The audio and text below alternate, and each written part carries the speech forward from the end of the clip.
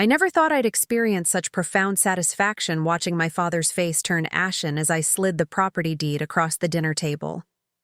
The same father who, 3 years earlier, had casually informed me that I'd be sleeping in the unheated garage during our family reunion because my cousins needed proper beds. Life has a remarkable way of balancing the scales. My name is Nora Kaminsky, and I'm now the legal owner of the suburban home my parents once used to diminish me. I'd love to know which corner of the globe you're watching from. And if this story speaks to you, make sure to subscribe. Tomorrow's video is one you absolutely can't miss. It was a crisp November evening when everything changed. The kind of autumn night where the air carries just enough chill to make you grateful for warmth. I had driven 4 hours from my apartment in the city, excited for our first extended family gathering since before the pandemic.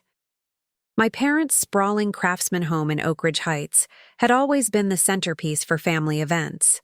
Thanksgiving dinners, summer barbecues, graduation celebrations. That night it was filled with the familiar chaos of arriving relatives, suitcases being dragged upstairs, and my mother's increasingly frantic directions about sleeping arrangements. I was unpacking in my childhood bedroom, a space I still thought of as mine despite having moved out 6 years earlier, when my mother appeared in the doorway, her expression a practiced blend of apology and expectation that I recognized all too well. "Nora, sweetheart," she began, her voice honeyed in that particular way that always preceded disappointment. "We need to make a slight change to the sleeping arrangements." I looked up from my suitcase, a sense of foreboding already settling in my stomach. "What kind of change?" My mother glanced over her shoulder before stepping fully into the room. "Your Uncle Patrick and Aunt Denise are bringing your cousins Ethan and Madison. We thought they were staying at a hotel, but there was a mix-up with their reservation." "Okay," I said slowly, already guessing where this was headed. "We need to put them somewhere, and since you're only here for the weekend, you want my room," I finished for her. She nodded, relief flickering across her face at not having to explicitly make the request. "Madison and Ethan can share this room. It makes the most sense since you're the only one without children." At 32, I was indeed the only childless adult among my siblings and cousins. Somehow, this had translated into a family hierarchy where my space, my comfort, and my needs were perpetually subordinated to those with children, as if reproduction granted special privileges. "Where exactly am I supposed to sleep?" I asked, though I already suspected the answer. The living room couch had been my assigned spot during Christmas the previous year, when my brother's family visited unexpectedly.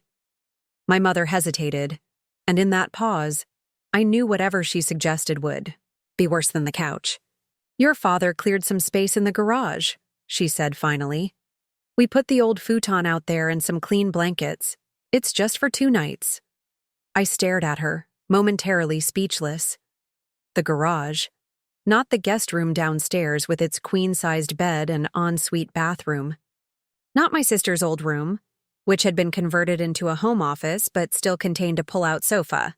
The garage, uninsulated, perpetually damp, and currently hovering around 45 degrees. "The garage isn't heated," I said, stating the obvious because I couldn't yet formulate the anger building inside me. "Your father put a space heater out there. It'll be perfectly comfortable." She smiled as if this resolved everything. "And it's just for sleeping. You'll be with everyone during the day." I took a deep breath, trying to process what was happening. I had taken time off work, driven 4 hours, and brought thoughtful gifts for everyone, only to be relegated to the garage while my cousins, who had failed to confirm their hotel reservations, would sleep in my bed. "Mom, why can't Ethan and Madison sleep in the garage? They're teenagers. They'd probably think it was an adventure." My mother's expression hardened slightly. "Don't be difficult, Nora. Madison has her allergies, and Ethan needs proper rest before his basketball tournament next week. You know how important that is to Patrick. There will be college scouts there. Of course, my cousin's potential athletic scholarship trumped my basic comfort. It always came back to this. Everyone else's needs, preferences and conveniences outranking mine. What? About the office? Or the basement? Even the living room couch would be better than the garage.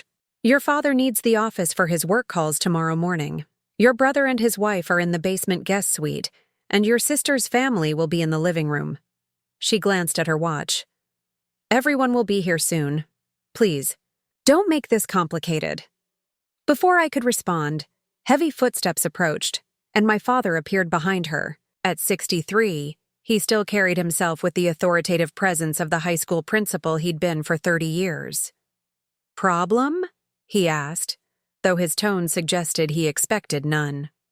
No problem, my mother answered for me. I was just explaining the sleeping arrangements to Nora. My father nodded, already turning to leave. I put your grandmother's old quilt out there. Should be plenty warm. And that was it. Decision made. Discussion over.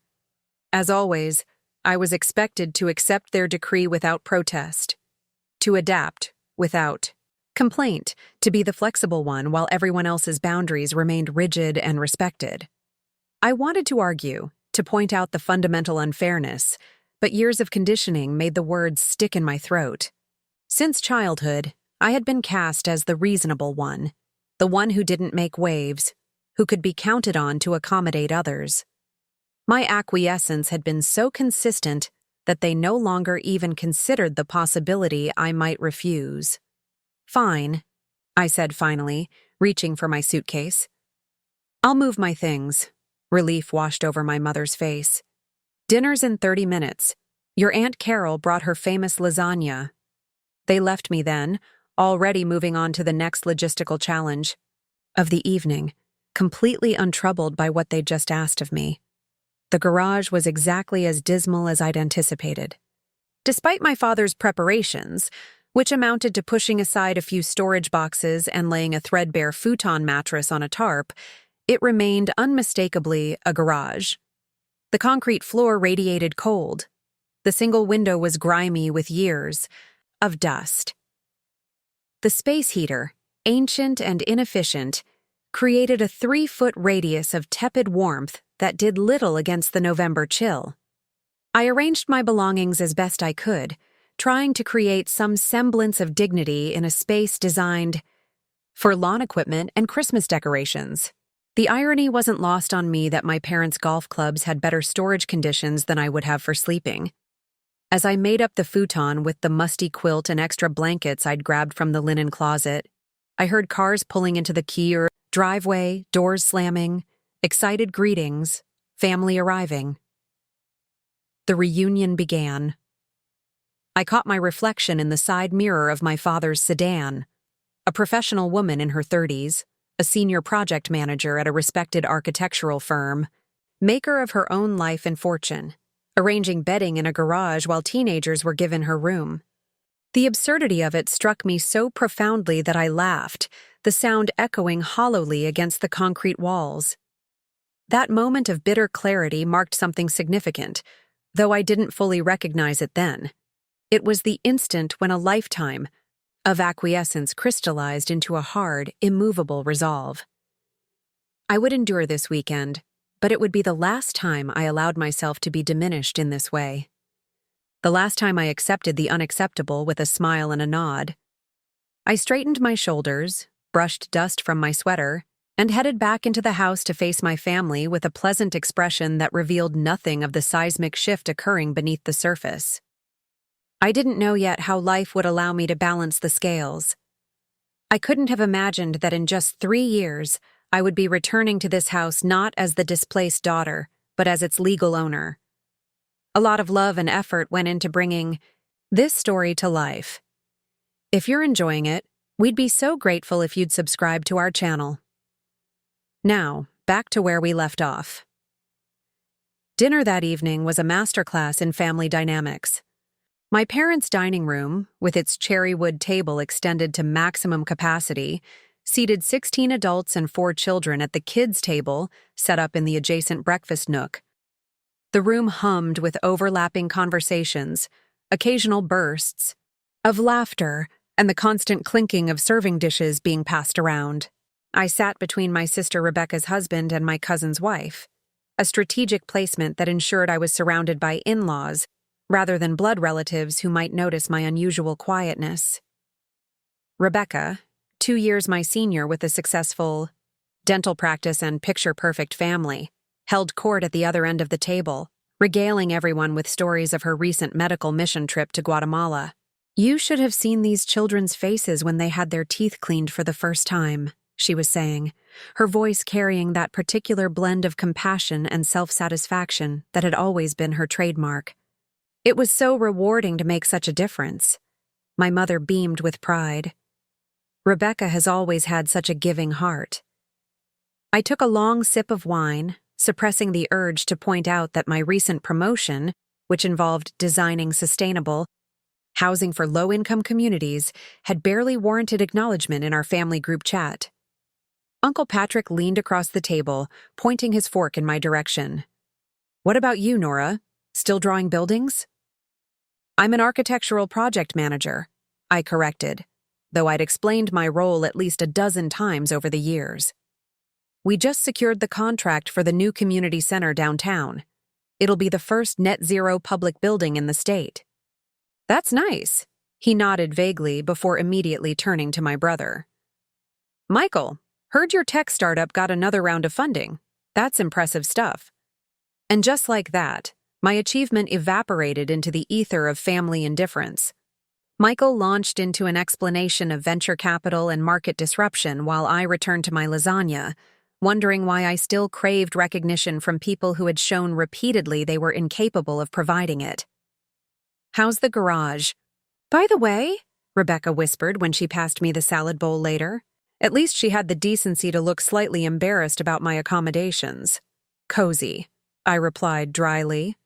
"Nothing says valued family member quite like sleeping next to the recycling bins." She winced.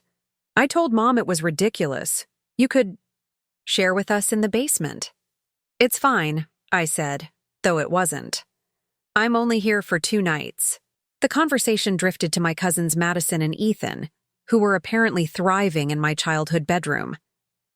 Madison had brought her weighted blanket and special hypoallergenic pillow. Ethan needed complete darkness and silence to properly rest before his tournament. Their comfort was discussed in extensive detail, each preference treated with the gravity of a medical necessity.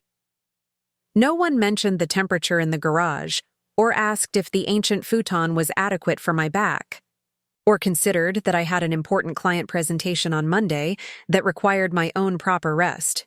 My discomfort was simply the acceptable collateral damage of ensuring everyone else's needs were met. After dinner, as families dispersed to various corners of the house, I found myself in the kitchen helping my mother with dishes, a role I'd been assigned since childhood and somehow never outgrew. "Everyone seems to be settling in well," she commented, handing me a casserole dish to dry. I responded non-committally. "Patrick says Ethan might get a full scholarship if he performs well at this tournament. Wouldn't that be wonderful?" I placed the dried dish in the cabinet with more force than necessary. "Wonderful enough to justify putting me in the garage?" My mother sighed, her hands stilling in the soapy water. "Not this again, Nora. It's just for the weekend." "Why must you make everything so difficult?" "I'm making things difficult." I kept my voice low, aware of relatives in the adjacent rooms. "Mom, you put me in an unheated garage while my cousins sleep in my room. How is pointing out the absurdity of that making things difficult?" "You're an adult," she said, as if that explained everything. "They're still children. They're 17 and 15, not toddlers. And I'm your child too, regardless of my age." She resumed washing, her movements brisker now. "You've always been so independent, Nora. So capable. The others need more support." There it was, the backhanded compliment that had shaped my entire existence within this family. My self-sufficiency, rather than being celebrated, had become the justification for offering me less. Less attention, less consideration, less comfort. Even, it seemed, less basic hospitality than would be offered to a stranger. Being capable doesn't mean I deserve less respect, I said quietly. My mother looked genuinely perplexed. No one disrespects you, Nora. We're just being practical about sleeping arrangements. The conversation was circular, frustrating, and familiar.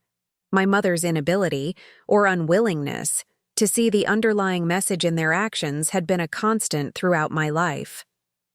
I realized, standing in that kitchen with a dish towel in my hands, that no amount of explanation would bridge the gap in our perspectives.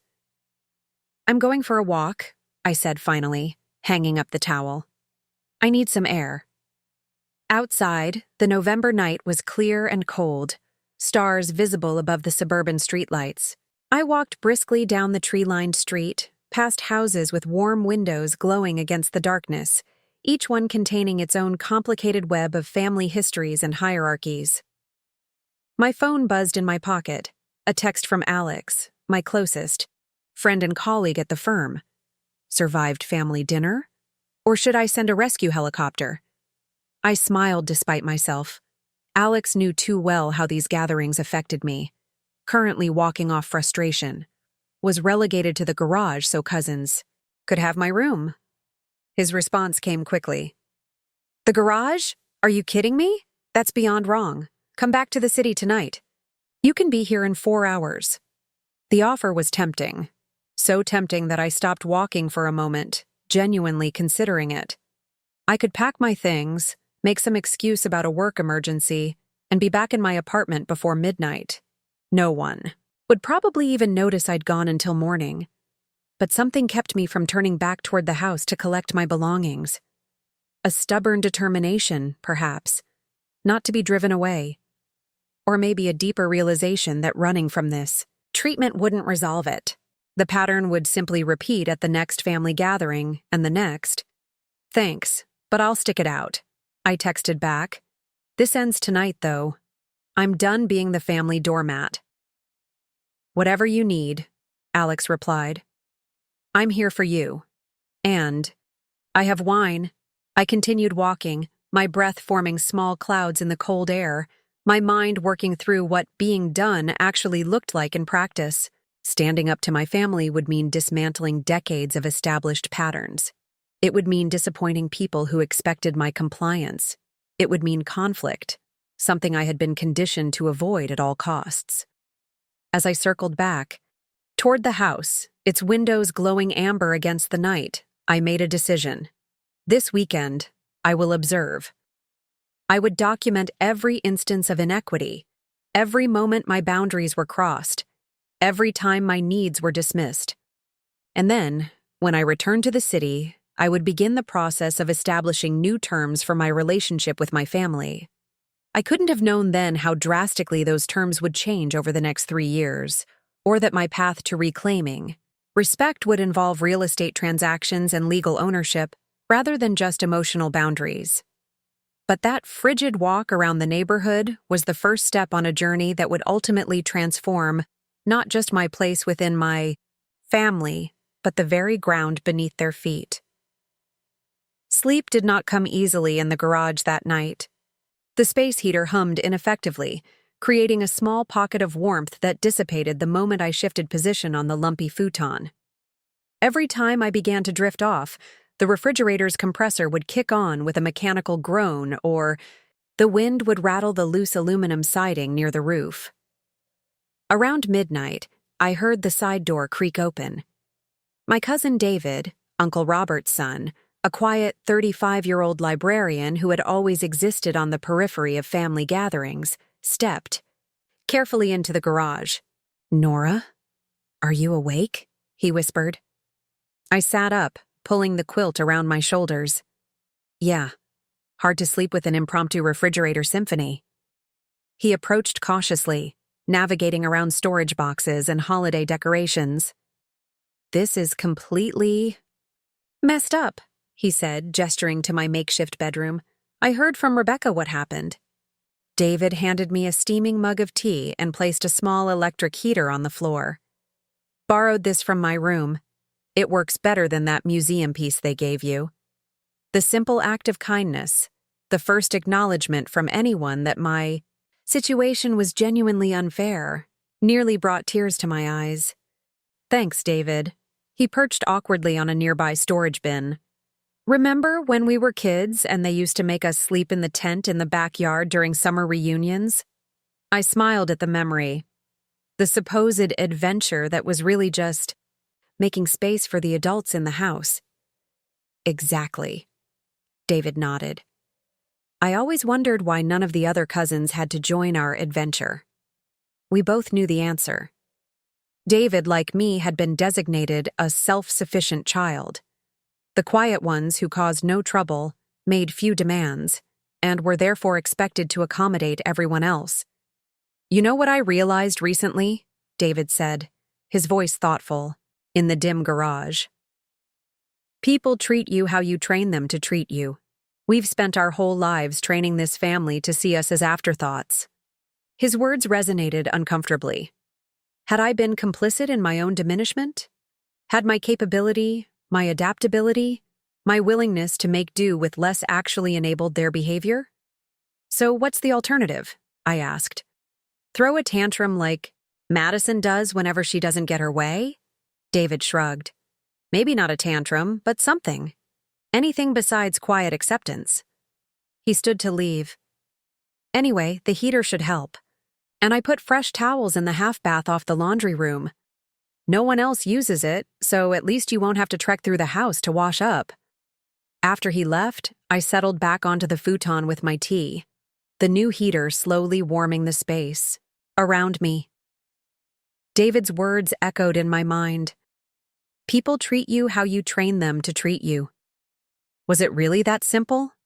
Had my lifetime of accommodation created this situation as much as my family's thoughtlessness? The idea was simultaneously empowering and depressing, suggesting both that I had the power to change these dynamics and that I had participated in creating them.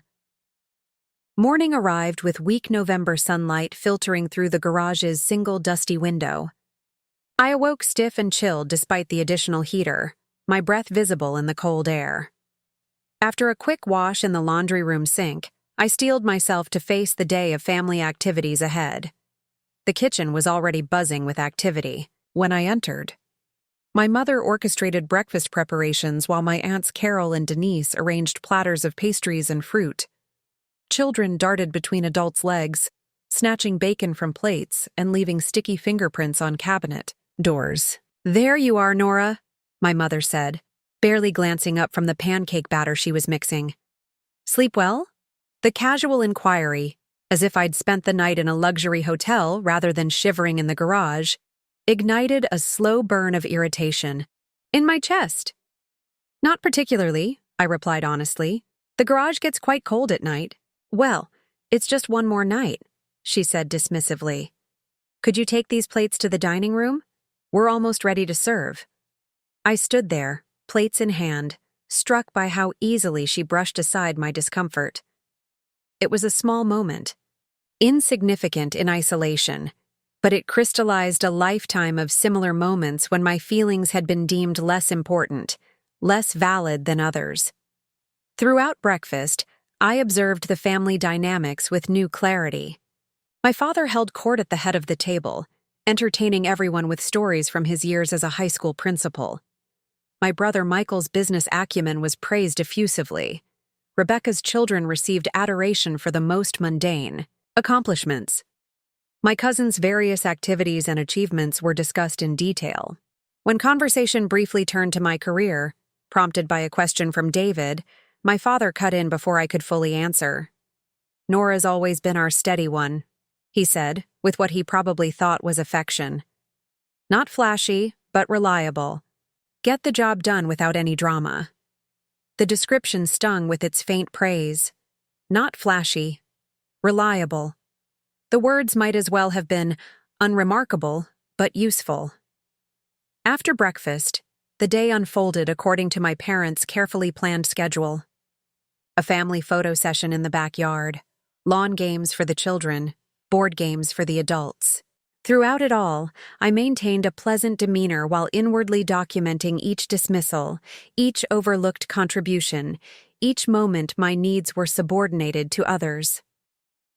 By mid-afternoon, a proposal was made to visit a nearby holiday market. Cars were assigned, seating arrangements discussed as if coordinating a military operation. "Nora, you don't mind taking your car, do you?" my father asked, though it wasn't really a question. "You can take the grandparents and anyone who wants to come back early." Again, I was being volunteered. My vehicle, my gas, my flexibility assumed without consultation. In the past, I would have nodded agreeably, accepting this role without question. But David's words from the night before resonated. "People treat you how you train them to treat you." "Actually," I said, keeping my tone light but firm, "I was hoping to ride with Rebecca and catch up with her. Why don't you take your SUV for your grandparents? It's more comfortable for them anyway." A brief silence followed my response. My father looked momentarily confused, as if the script had unexpectedly changed. My mother glanced between us, a tiny furrow appearing between her brows. "But your car is already parked behind everyone else's," she pointed out. "It makes more sense logistically." "I'm happy to move it," I replied with a smile that offered no compromise. The moment stretched, taut with unspoken tension. Then, surprisingly, my father shrugged. "All right then, I'll take Mom and Dad in our car." The exchange was minor, the victory small, but I felt a disproportionate sense of accomplishment. For perhaps the first time in my adult life, I had directly declined a family request without offering justification or apology. The world hadn't ended. No one had disowned me. The reunion continued with barely a ripple of disruption. As I rode to the holiday market with Rebecca, her husband, and their children, I realized something important. Standing up for myself didn't require grand gestures or dramatic confrontations. It could be as simple as saying no to things that didn't serve me, without feeling the need to explain or apologize for that no. It was a modest beginning, but that afternoon marked the first conscious step in recalibrating my relationship with my family. I couldn't have known then how far that path would ultimately lead me, or that 3 years later I would return to this house not as a displaced daughter, but as its legal owner. But looking back, I recognize that moment as the seed from which everything else would grow. My first real assertion that I deserved the same consideration afforded to everyone else. The holiday market stretched before me, a maze of wooden stalls decorated with evergreen boughs and twinkling lights. Vendors called out their wares, handcrafted jewelry, artisanal foods, bespoke clothing, while holiday music played from speakers disguised as pine trees. Our family group had scattered almost immediately upon arrival, each faction gravitating toward their own interests. I welcomed the temporary solitude, meandering through the market without any particular destination. The afternoon had turned crisp but pleasant, the weak winter sun occasionally breaking through clouds. I paused at a mulled wine stand, purchasing a steaming cup that warmed my hands through my gloves. "Nora? Is that you?" I turned to find Elena Vasquez, my college roommate who I hadn't seen in at least 5 years, smiling broadly. Her dark hair was shorter than I remembered, and she wore an elegant camel coat that highlighted her professional evolution from the art student I'd known. "Elena, what are you doing here?"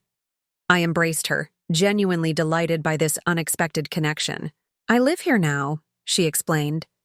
"Moved back last year after the divorce. I'm running the community arts center downtown." We fell into easy conversation, catching up on careers, mutual friends, and life developments. Elena had always been refreshingly direct, a quality I appreciated even more after a day and a half of navigating my family's passive-aggressive currents. "So you're staying with your parents for the reunion?" she asked as we strolled past a display of hand-blown glass ornaments. "That must be interesting." I laughed ruefully. "You have no idea. They've got me sleeping in the garage because my cousins needed proper beds." Elena stopped walking, her expression incredulous. "The garage? Are you serious? Why not a hotel?" "It's complicated," I said, though it really wasn't.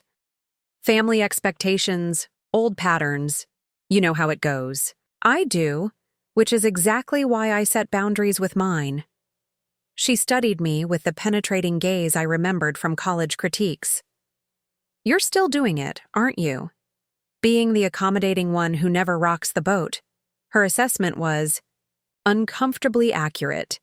Even as a student, Elena had called me out on my tendency to prioritize others' needs above my own, to seek approval through self-sacrifice. I'm working on it, I said defensively.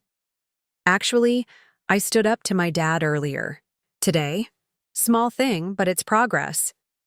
Elena squeezed my arm encouragingly. Good for you. But Nora, seriously, the garage? That's beyond disrespectful. Before I could respond, my phone buzzed with a text from Rebecca. Where are you? Dad's gathering. Everyone to leave. I sighed, glancing at the time. I have to go. Family departure protocols are strictly enforced. Elena pulled out her business card. Take this. The Arts Center is always looking for architects to consult on our renovation projects. And she hesitated before adding, if you need a real place to sleep tonight, my guest room is available. Just saying. I tucked her card into my pocket with a grateful smile. I might take you up on that. It was really good to see you, Elena. You too. And Nora? She fixed me with a serious look. You deserve better than a garage. Don't forget that. Her words stayed with me as I rejoined my family at our meeting point. My father was checking his watch impatiently, though I was actually 2 minutes early. There you are, he said. You're riding with us. Your grandmother's tired. Not a question, not a request. A statement assuming my compliance. The familiar pattern reasserting itself. I looked at my grandmother, noting her fatigue and frailty, and nodded. Of course. Let me just get my keys from Rebecca. The drive home was mostly quiet, my grandparents dozing in the back seat. My father broke the silence occasionally with comments about Ethan's tournament chances or questions about my work that didn't require more than one-sentence answers. As we turned onto their street, he cleared his throat. Your mother and I are thinking of refinancing the house. Rates are good right now, and we could use some capital for repairs. What kind of repairs? I asked. My professional interest piqued despite myself. The house was solidly built but approaching 50 years old. Roof needs work, plumbing's original in most places, and your mother wants to update the kitchen. You know how she's been talking about that for years. I did know. The kitchen renovation had been a topic of conversation since I was in high school, always discussed as imminent but never quite materializing due to other financial priorities. Usually related to my siblings or cousins' needs. Have you had a formal inspection? I asked. My firm works with several excellent contractors who could give you a realistic assessment. My father waved off the suggestion. Your Uncle Robert knows a guy who does that sort of thing. He's giving us a good rate. Uncle Robert's guys were notoriously unreliable, but I didn't press the issue. My professional expertise, like my personal comfort, was apparently optional within the family context.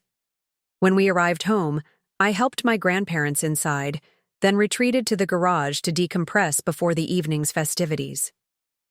The space looked even more depressing in the fading afternoon light.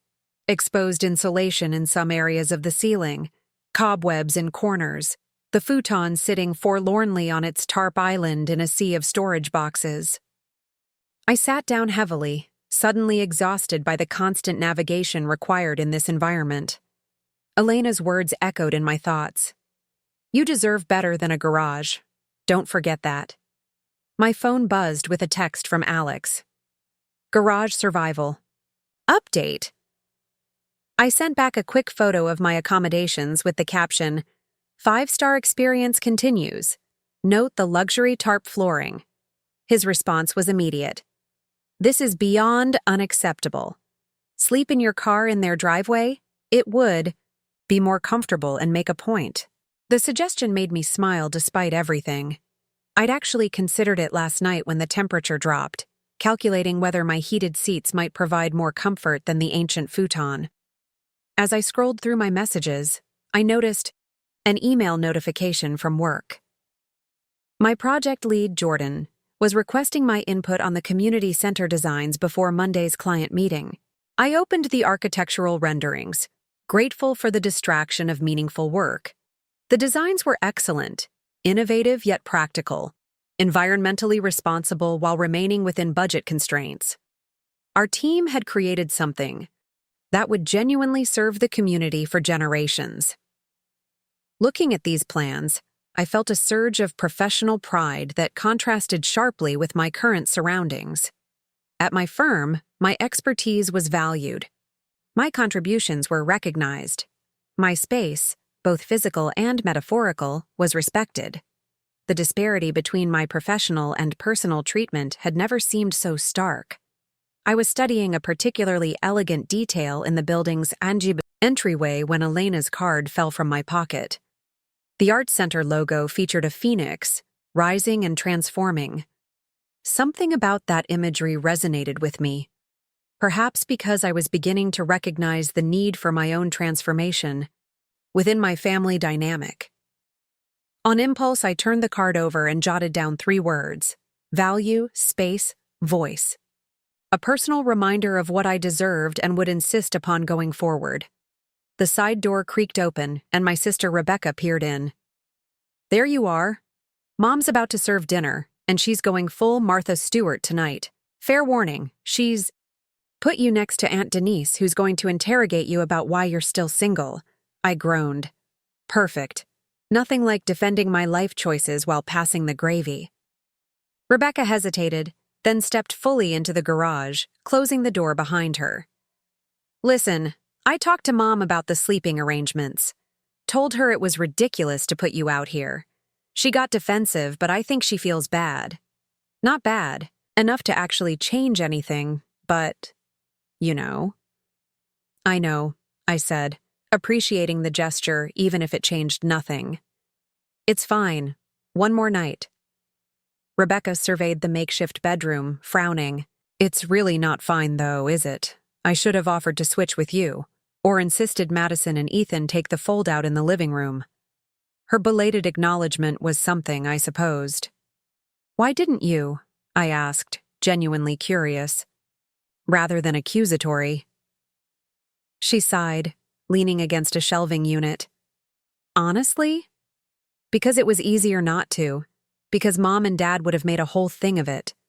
Because—" She paused, looking uncomfortable. "Because it's always been this way," I finished for her.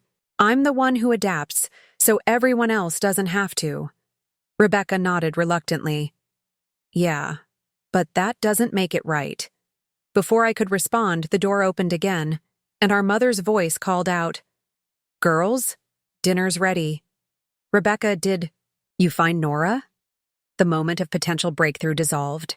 Rebecca straightened, her brief foray into ally territory already receding. "Coming, Mom. Just helping Nora with something." I followed them inside to the dining room, where the table had been elaborately set with the good china and crystal. Everyone was already seated, conversations flowing, wine being poured. I took my assigned place beside Aunt Denise, bracing for the inevitable questions about my romantic status and biological clock.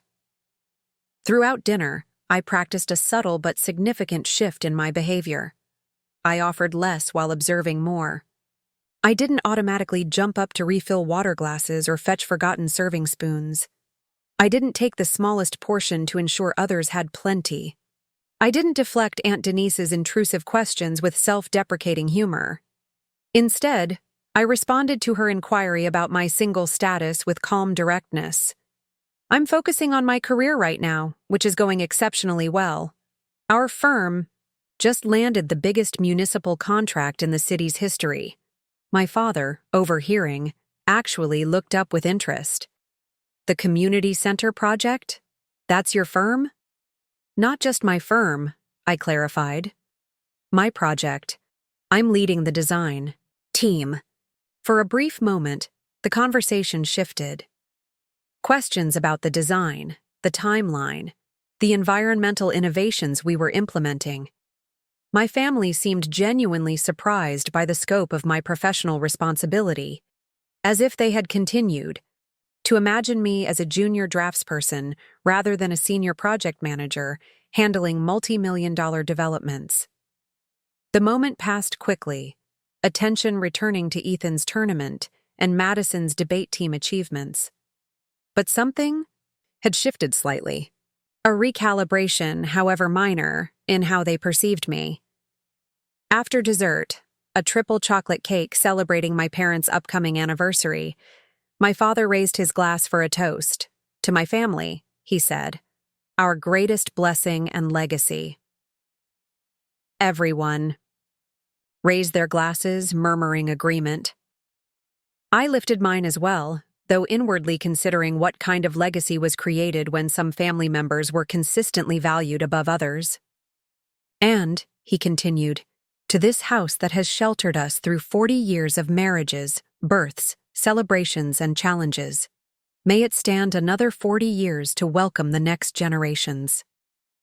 As conversations resumed around me, I found myself studying the architectural details I had grown up with but rarely consciously noticed.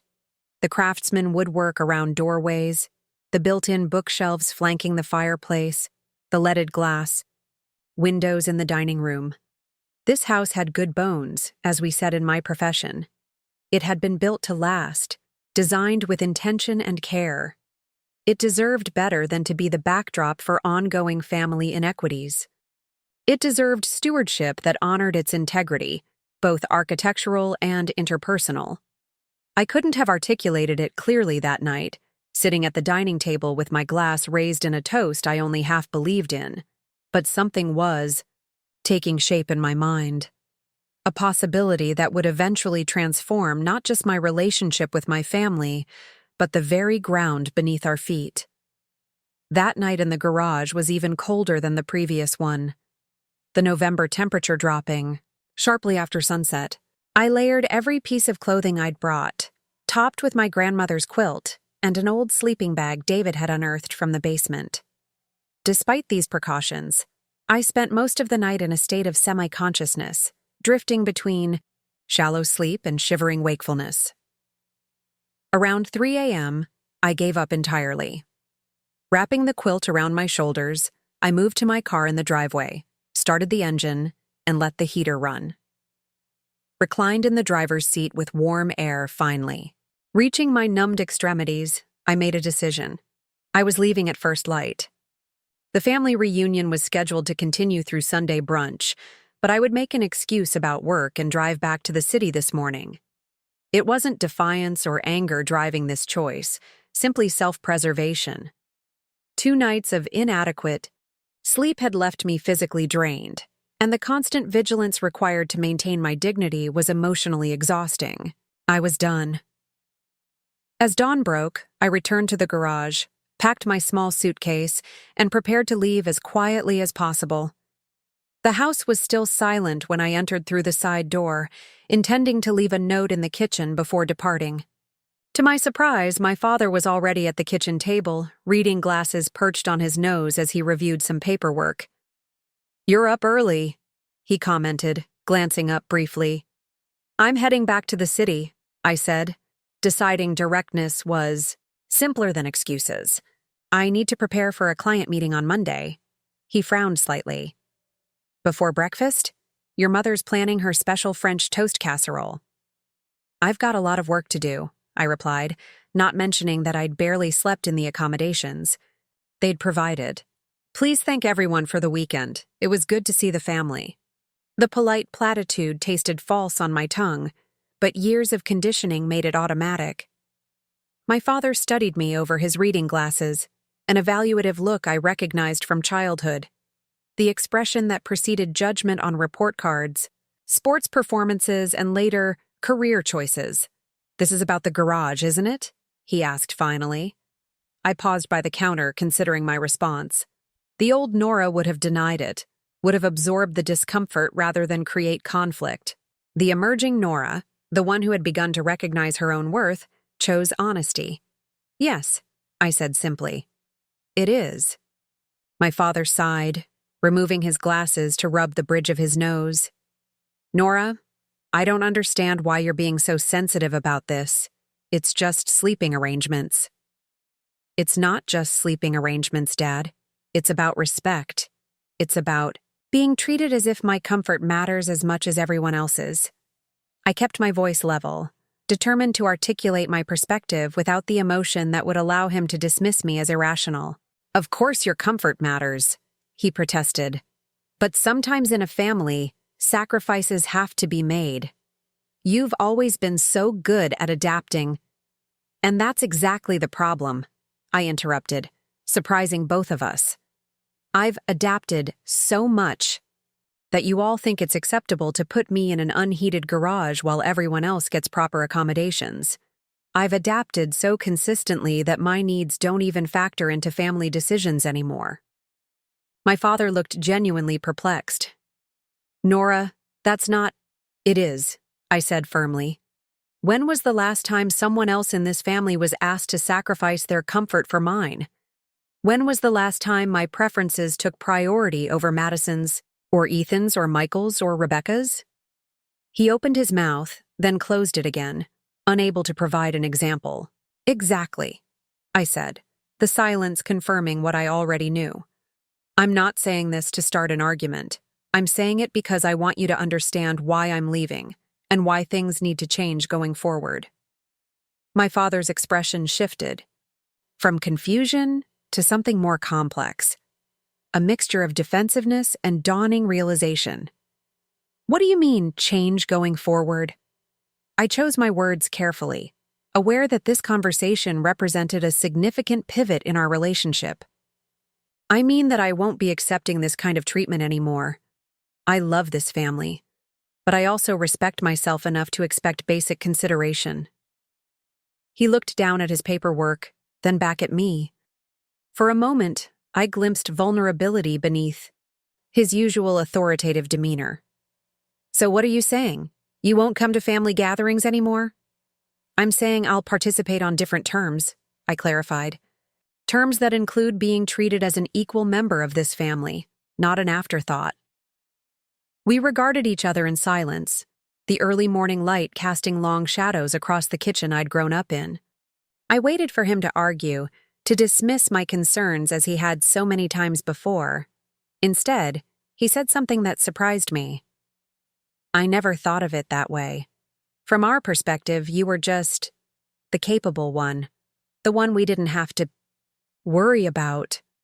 I know, I said, softening slightly. And in some ways, that was a compliment. But it also meant I became the default person to inconvenience whenever someone else's needs arose.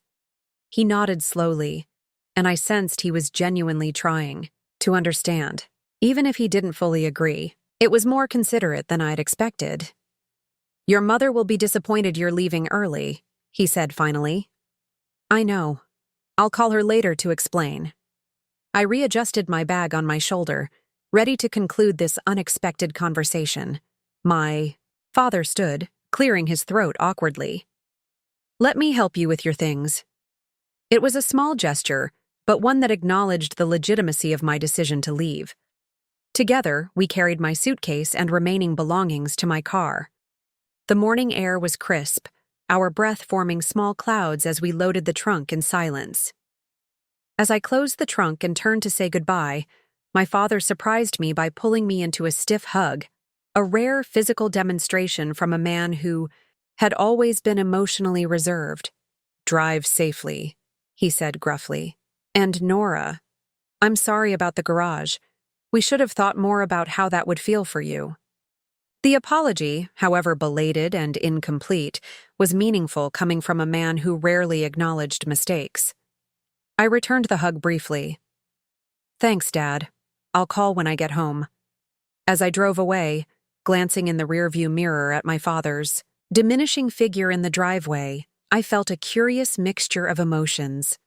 Sadness that it had taken such an extreme situation to prompt even this modest recognition. Pride that I had finally advocated for myself effectively. and underneath it, all, a growing resolve that my relationship with my family would indeed be different going forward. The 4-hour drive back to the city gave me ample time to process the weekend's events and the morning's conversation. By the time I pulled into the underground parking of my apartment building, I had mentally drafted what I was now thinking of as my family engagement policy, clear boundaries about what I would and wouldn't accept in future interactions. My apartment welcomed me with blessed silence and perfect temperature control. I dropped my bags in the entryway, kicked off my shoes, and stood for a moment simply appreciating the space that was entirely mine, arranged according to my preferences, responsive to my needs. Elena's business card was still in my coat pocket. I pulled it out, studying the Phoenix logo of the Arts Center. Transformation through fire, an apt metaphor for what I was experiencing. The discomfort of the garage, the indignity of being displaced, had ignited something necessary in me. The determination to reclaim my value within my family system. I pinned the card to my bulletin board, a reminder of both a reconnected friendship and a process of personal reclamation that had only just begun. Little did I know then that Elena's Arts Center would eventually play a pivotal role in the events that would transform my family dynamics entirely. My phone chimed with a text from, "Alex, did you escape? Please tell me you're not still in garage purgatory." "Home in my apartment," I replied. "Left this morning. Had an actual conversation with my dad about it. Progress. Coming over with celebratory Thai food and wine. You need proper nurturing. After family trauma." I smiled, grateful for friends who understood my worth without constant reminders. "Perfect. Doors unlocked when you arrive." As I unpacked my weekend bag, I discovered my grandmother's quilt at the bottom. In my hasty departure, I'd accidentally packed it along with my belongings. I would need to return it, of course, but for now, I spread it across my couch, a tangible reminder of the weekend that had catalyzed an overdue transformation in how I engaged with my family. That morning conversation with my father was just the beginning. I couldn't have imagined then that within 3 years, a remarkable chain of events would completely invert our power dynamic, transforming me from the daughter exiled to the garage into the woman who held the deed to their home.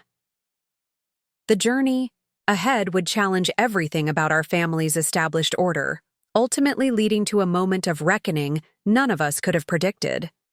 The weeks following the family reunion passed in a blur of client meetings, design reviews, and project deadlines.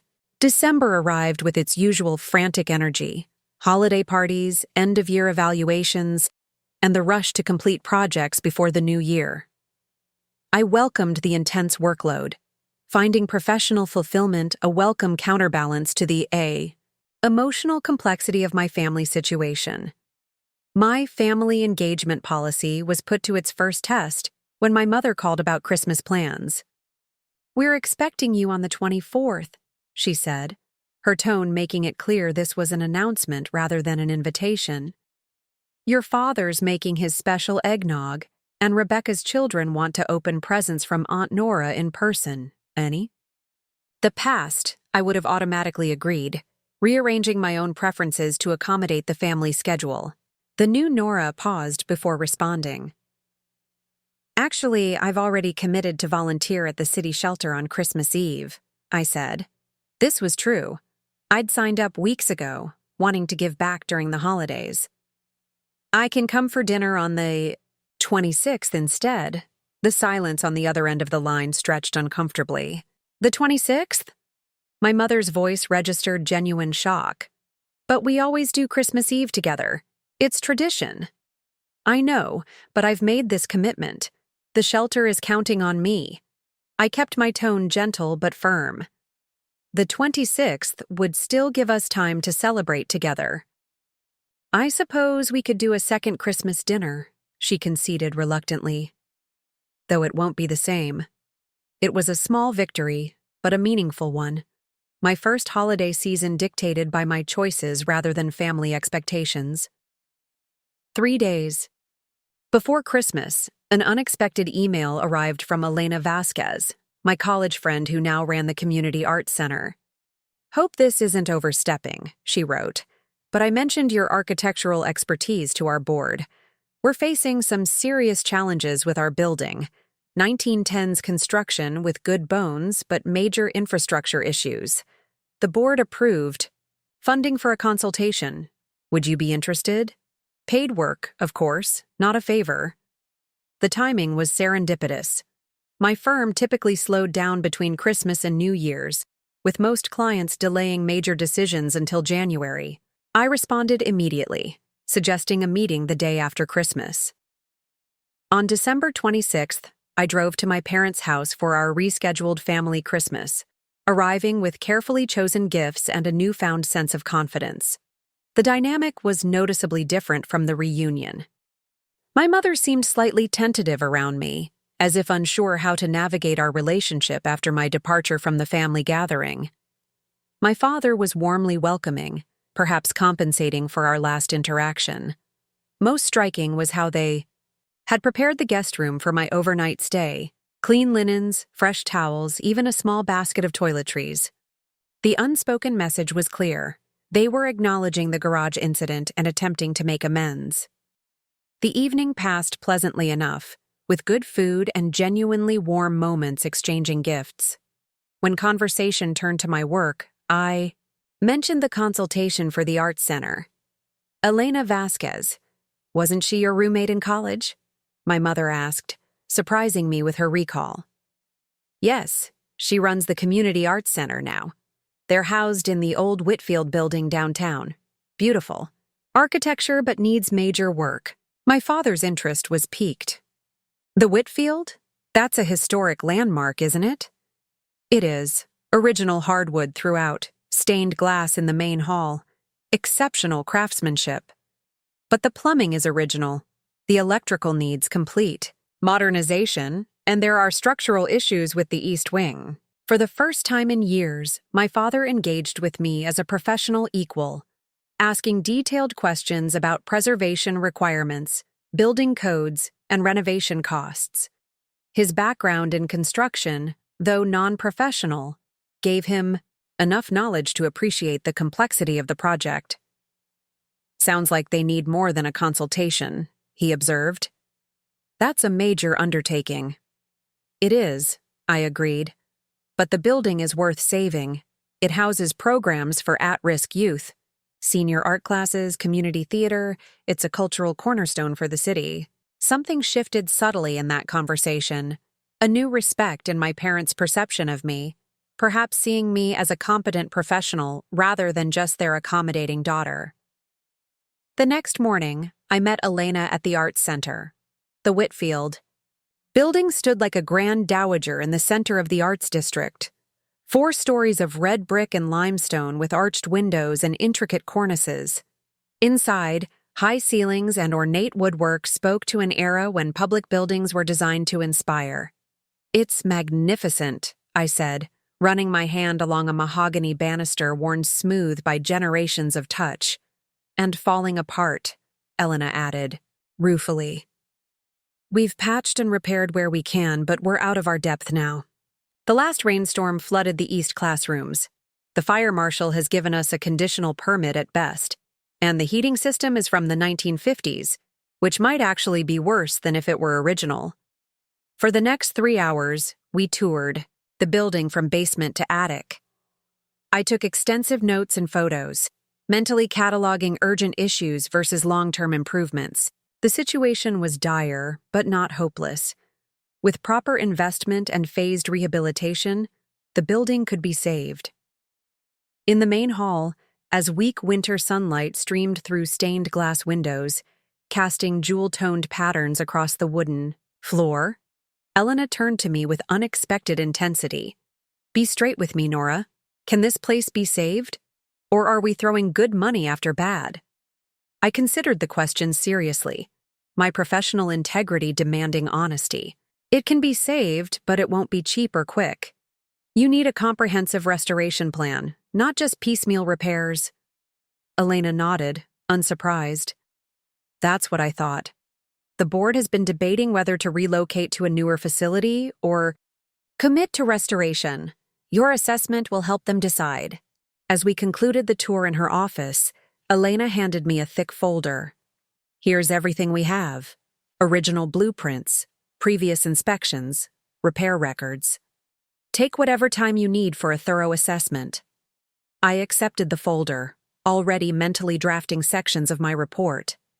I'll have preliminary findings by mid-January, enough for your board to make an informed decision. Elena smiled, relief evident in her expression. Thank you. Not just for the consultation, but for taking it seriously. This building means so much to the community. As I left Whitfield that afternoon, an architectural folder tucked under my arm, I felt a sense of purpose that transcended the professional assignment. This project represented something meaningful, preserving not just a historic structure, but a community resource that transformed lives through art and education.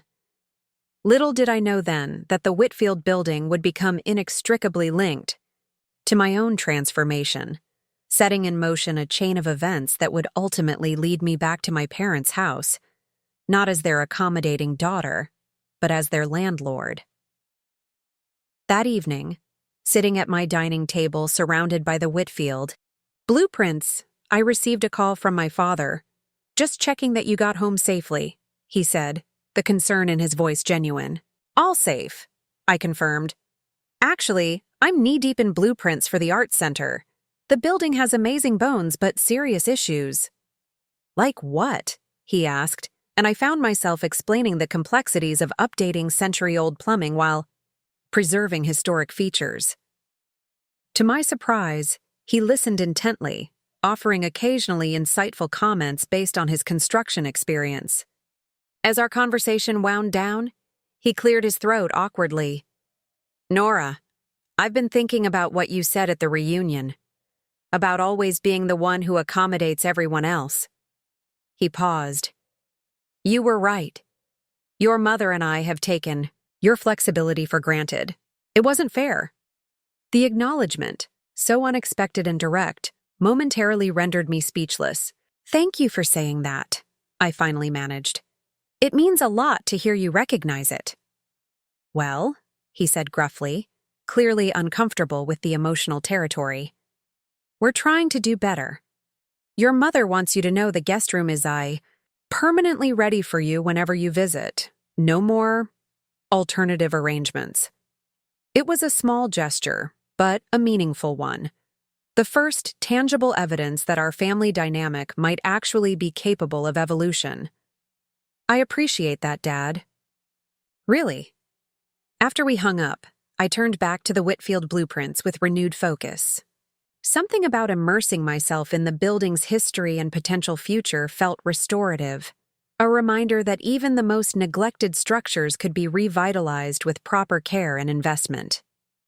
The parallel to my family relationships wasn't lost on me. Both required honest assessment of damage, strategic intervention, and a commitment to building something stronger than what had existed before.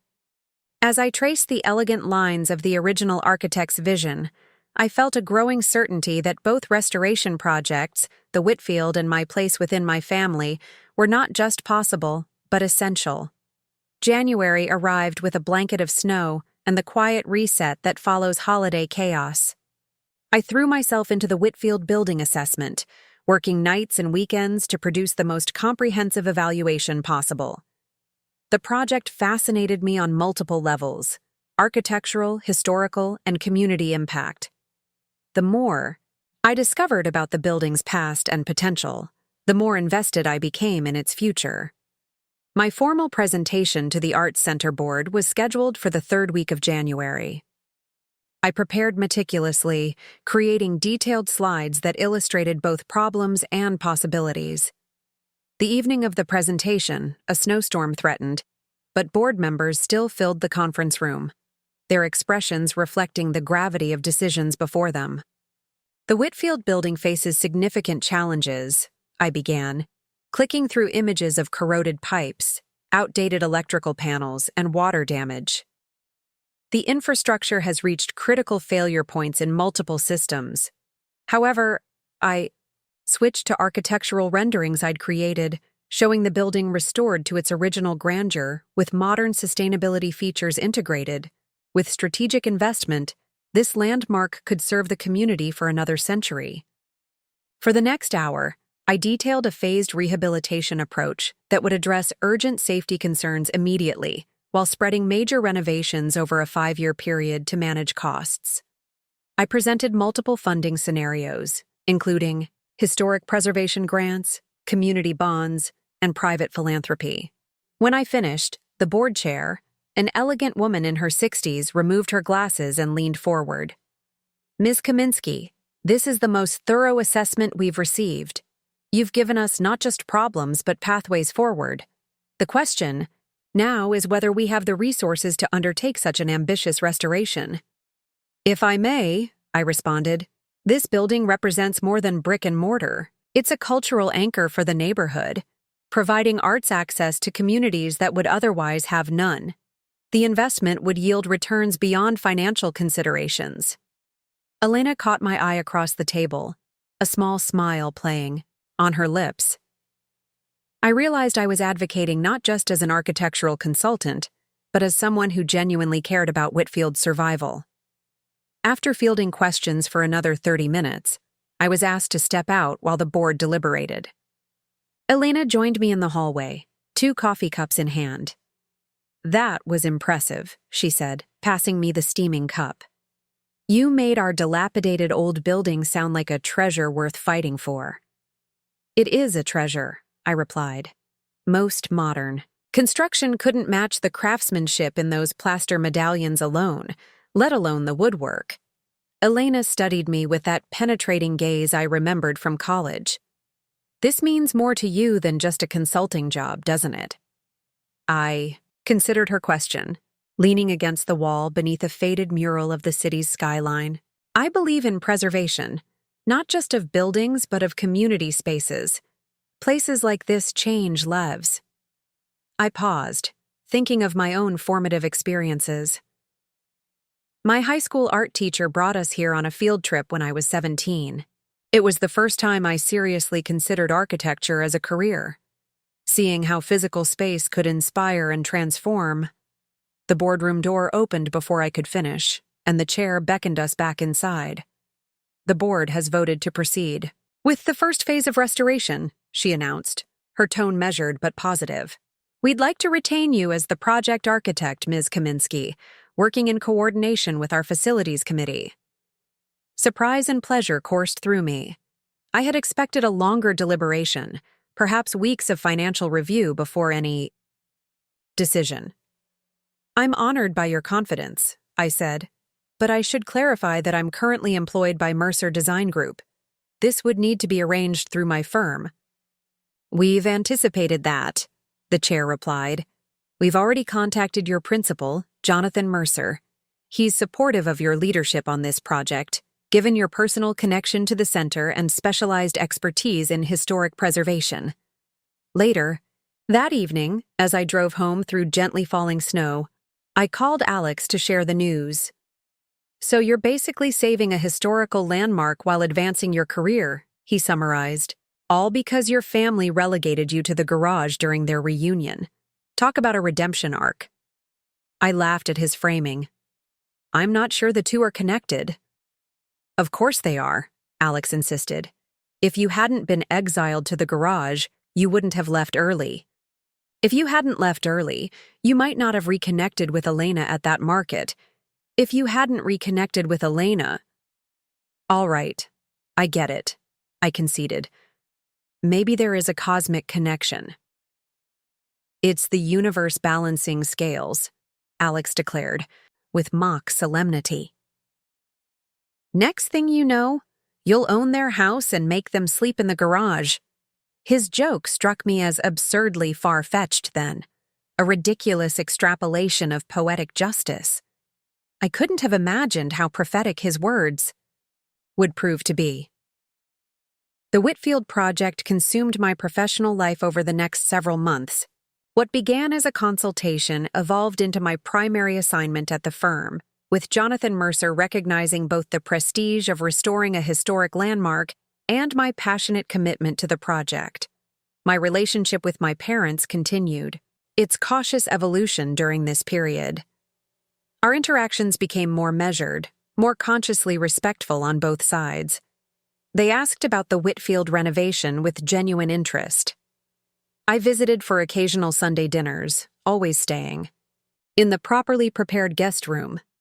The garage incident, while never directly referenced again, had fundamentally altered our dynamic, creating space for a more adult relationship built on mutual respect rather than assumed accommodation. In early March, my father called with news that initially seemed unrelated to our family dynamics.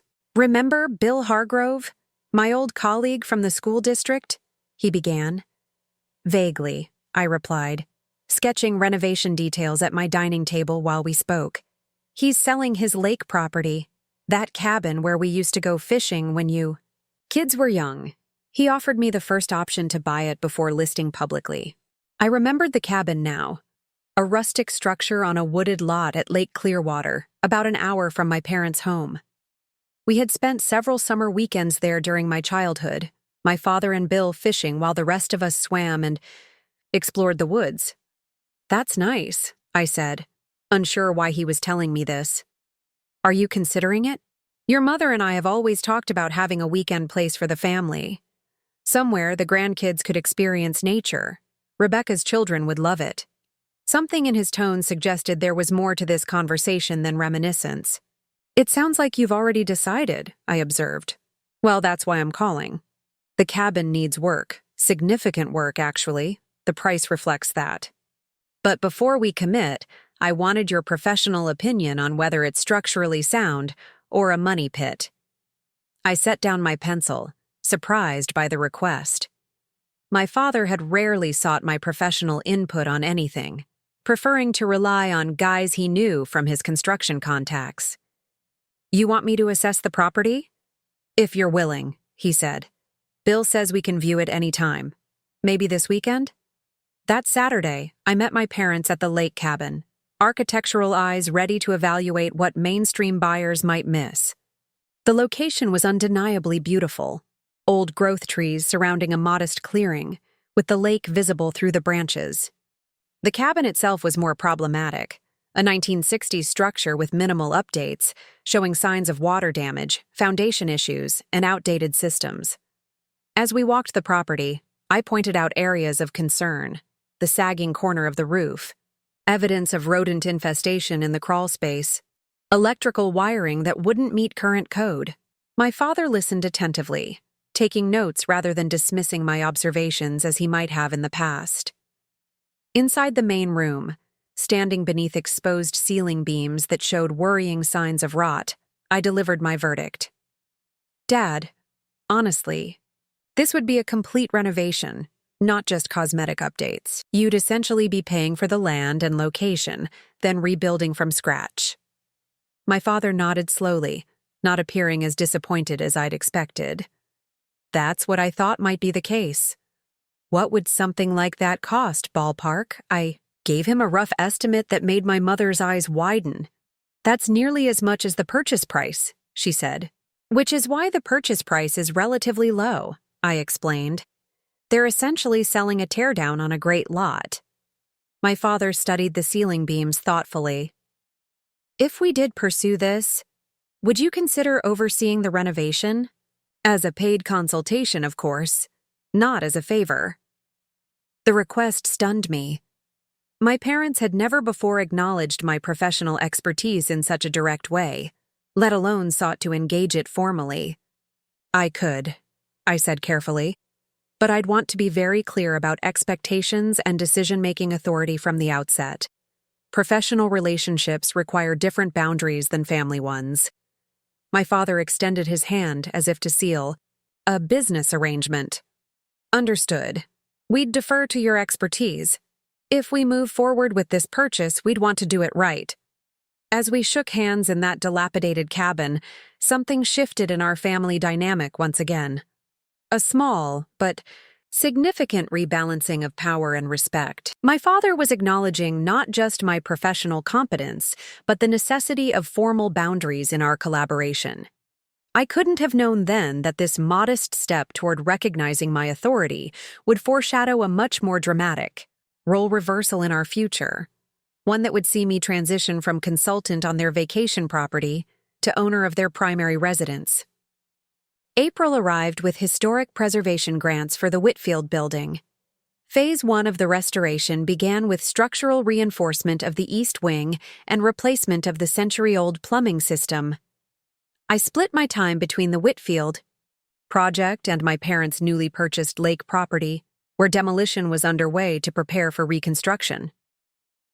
Working with my parents as clients rather than as their daughter created an unexpected shift in our dynamic. They deferred to my expertise, approved my design recommendations, and, most surprisingly, respected the professional boundaries I established. My father, perhaps drawing on his own career experience, was particularly careful to schedule proper meetings rather than assume my availability for impromptu consultations. One crisp spring evening, as we reviewed construction timelines at their kitchen table, my mother brought out coffee and homemade cookies, a gesture that would have been ordinary except for the thoughtful inclusion of almond milk for my coffee, a preference she had previously dismissed as unnecessary fussiness. "The contractor thinks we can start framing by June," my father said, studying the schedule I'd prepared, "assuming the permit comes through next week." "That timeline seems reasonable," I agreed. "Though I'd plan for some weather delays. Lake Clearwater can get thunderstorms through early summer." My mother, who had been quietly listening to our discussion, suddenly addressed an unrelated topic. "Rebecca mentioned you're not coming to Memorial Day weekend at the lake house." I maintained my professional composure, though I noted the shift to family matters during what had been a business meeting. "That's right, I have commitments in the city that weekend." "What commitments?" she pressed, her tone sliding toward the familiar expectation that family events should automatically take precedence. I met her gaze directly. "The Whitfield building has its fundraising gala that Saturday. As project architect, I need to be there." "But it's the first family gathering at the lake property," she persisted. "Rebecca's children are so excited about roasting marshmallows with their aunt." The old pattern was reasserting itself, the assumption that I would rearrange my professional obligations to accommodate family wishes. But before I could respond, my father surprised me by intervening. "Linda, Nora has professional responsibilities," he said firmly. "Just like I couldn't miss graduation ceremonies when I was principal, she can't miss important events for her projects." My mother looked startled, clearly unaccustomed to my father taking my side in such negotiations. "I suppose you're right," she conceded. "Perhaps you could come Sunday instead." "I'll try," I said, appreciating my father's support but unwilling to commit to plans that might leave me exhausted after the gala. "I'll let you know closer to the date when I see how the weekend shapes up." The exchange was minor, yet significant in demonstrating evolving family patterns. My professional boundaries were being acknowledged, my time respected as valuable. While my mother still instinctively prioritized family gatherings, my father had recognized and supported my right to place work commitments first when necessary. As May unfolded, the Whitfield restoration garnered local media attention. The historic building's renovation was featured in the city newspaper, with quotes from me about architectural preservation and community cultural spaces.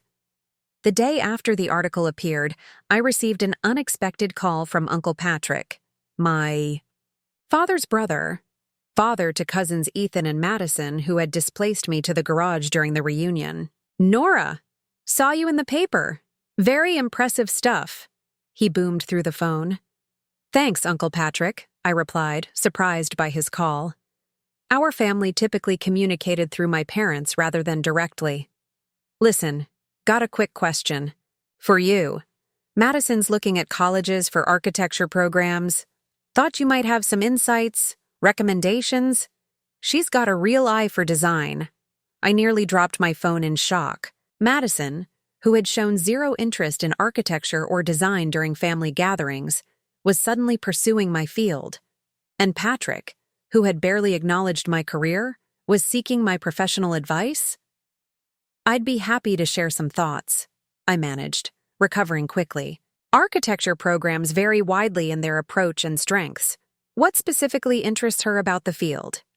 Our conversation lasted nearly 40 minutes, with Patrick taking notes on program recommendations and portfolio preparation tips. By the end, I had agreed to review Madison's preliminary portfolio and connect her with the undergraduate coordinator at my alma mater. After hanging up, I sat at my desk feeling strangely validated.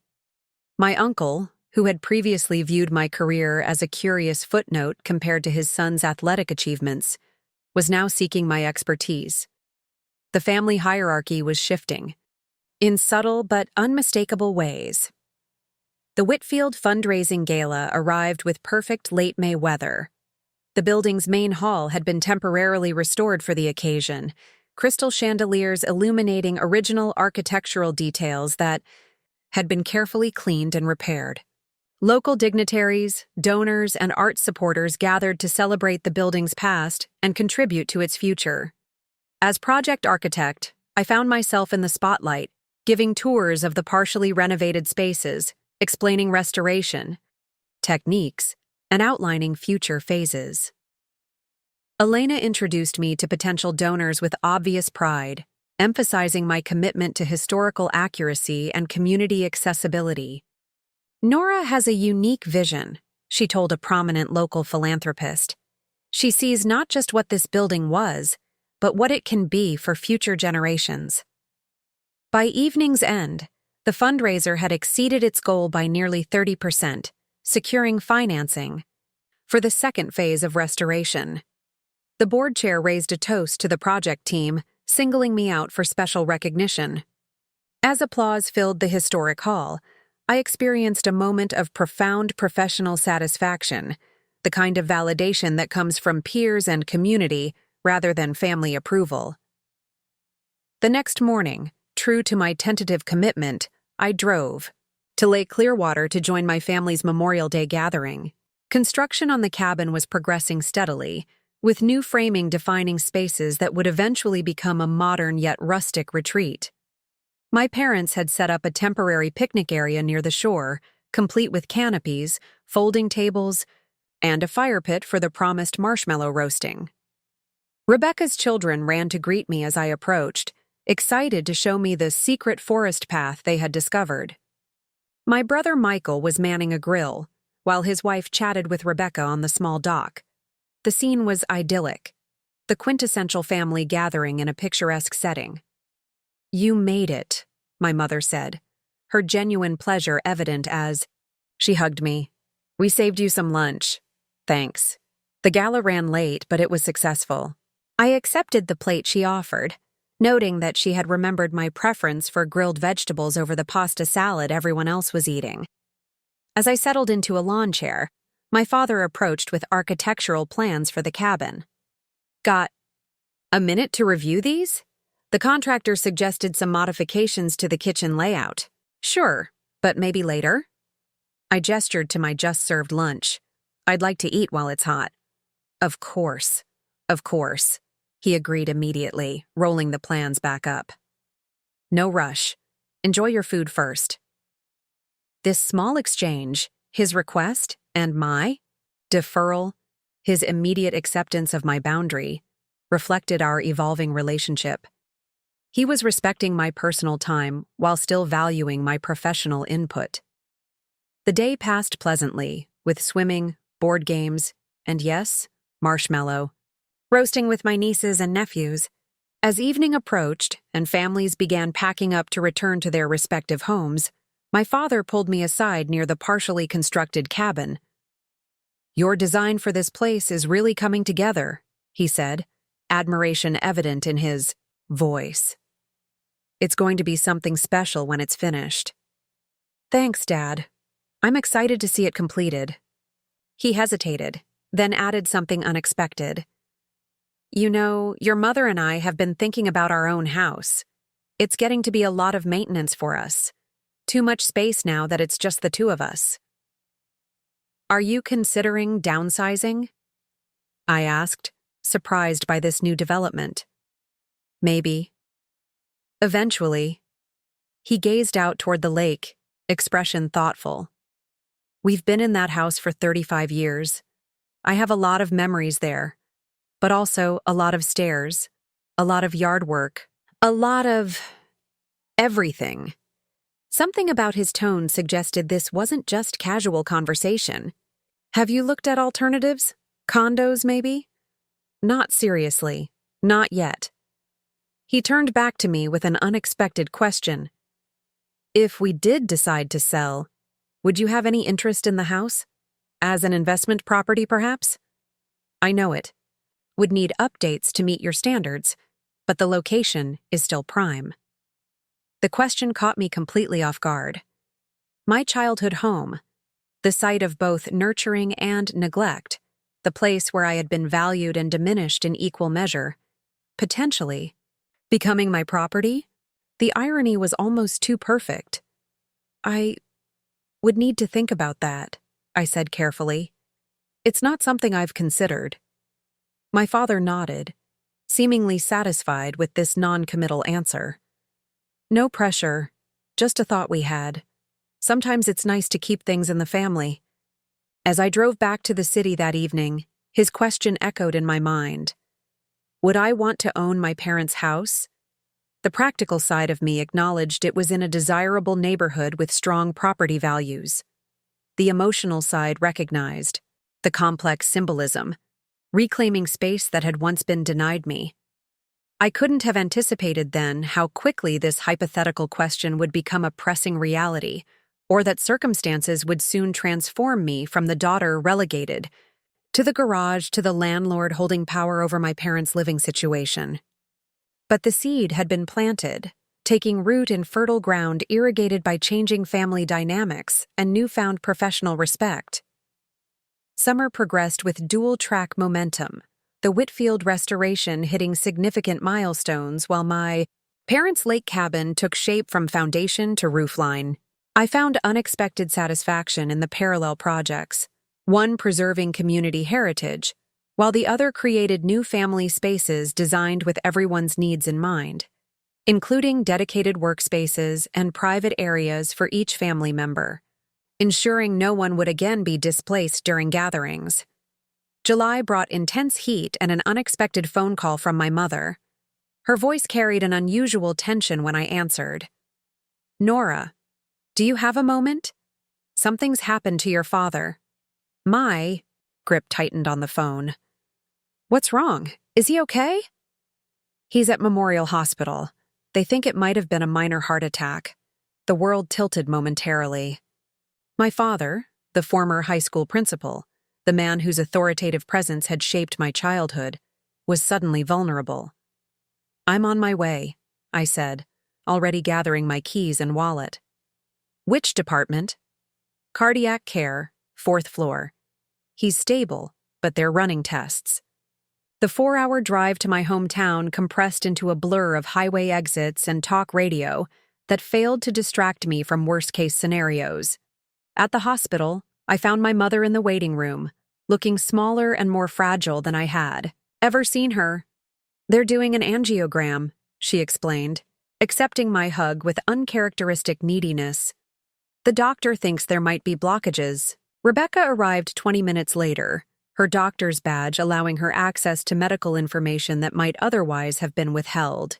She disappeared into the cardiac unit, returning with updates that were professional, but not entirely reassuring. It was definitely a heart attack, but relatively minor. They're finding significant blockage in 2 coronary arteries.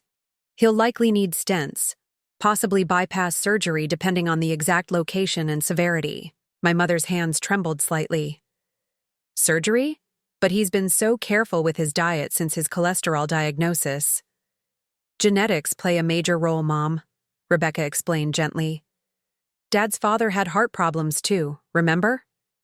As we settled into the tense rhythm of hospital waiting, I handled practical matters, notifying extended family, coordinating with the lake house contractor to pause construction, arranging for my mother's neighbors to water plants and collect mail. These tangible tasks anchored me while medical uncertainties swirled. The cardiologist finally emerged in the late afternoon, his expression guardedly optimistic. "We've placed 2 stents to open the blocked arteries. The procedure went well, and Mr. Kaminsky is in recovery now. You can see him briefly, 2 at a time." My father looked diminished against the white hospital sheets, monitoring equipment beeping steadily beside him. His usual commanding presence was temporarily eclipsed by medical vulnerability, yet when he saw us, he attempted his familiar, reassuring smile. "Quite a dramatic way to get everyone together," he joked weakly. My mother clutched his hand, tears finally breaking through her composed facade. "Don't you dare make jokes right now, Peter. You scared us half to death." I stood at the foot of his bed, emotions churning beneath my professional demeanor. This sudden reminder of mortality, my father's, eventually my own, shifted something fundamental in my perception. The cardiologist outlined recovery protocols and lifestyle changes. No driving for at least a week.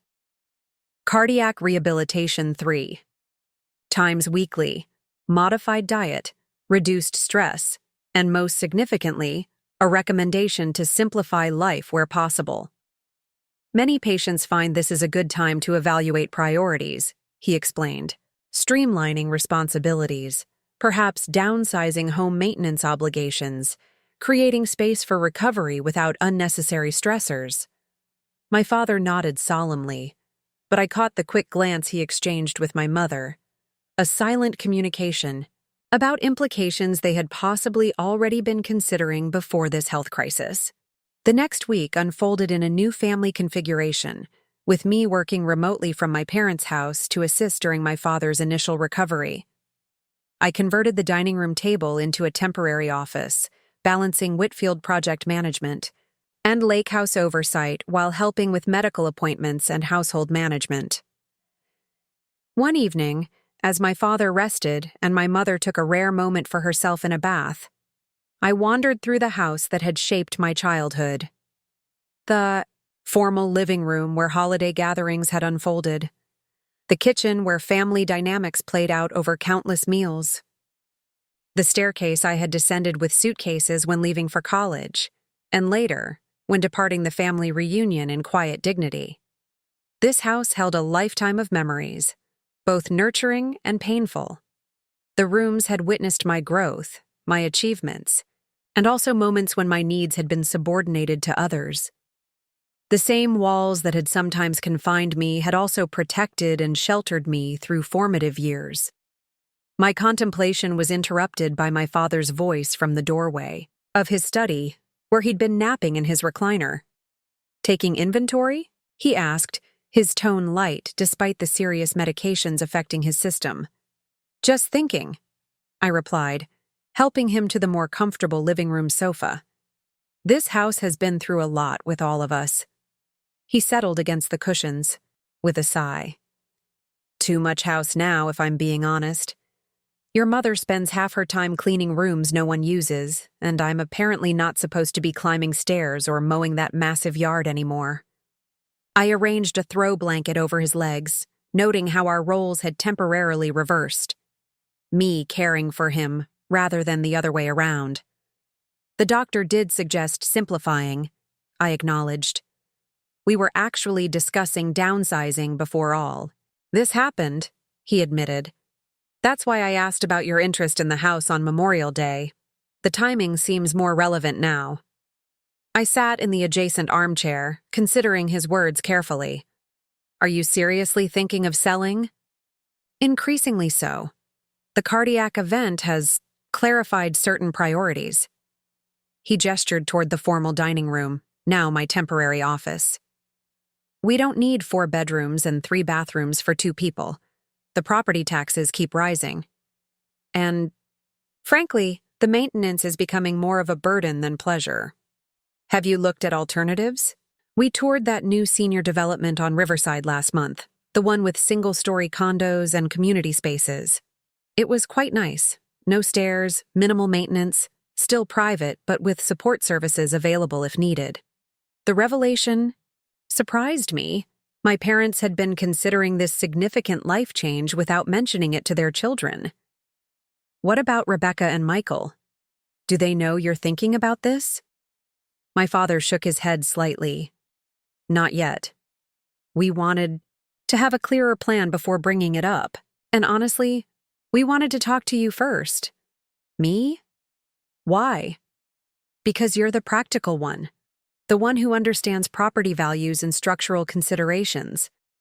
And because, he hesitated, choosing his words with unusual care, because this house holds different associations for you than for your siblings.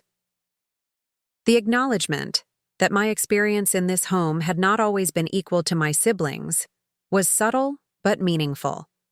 My father was recognizing, in his way, the historic imbalances in our family dynamic.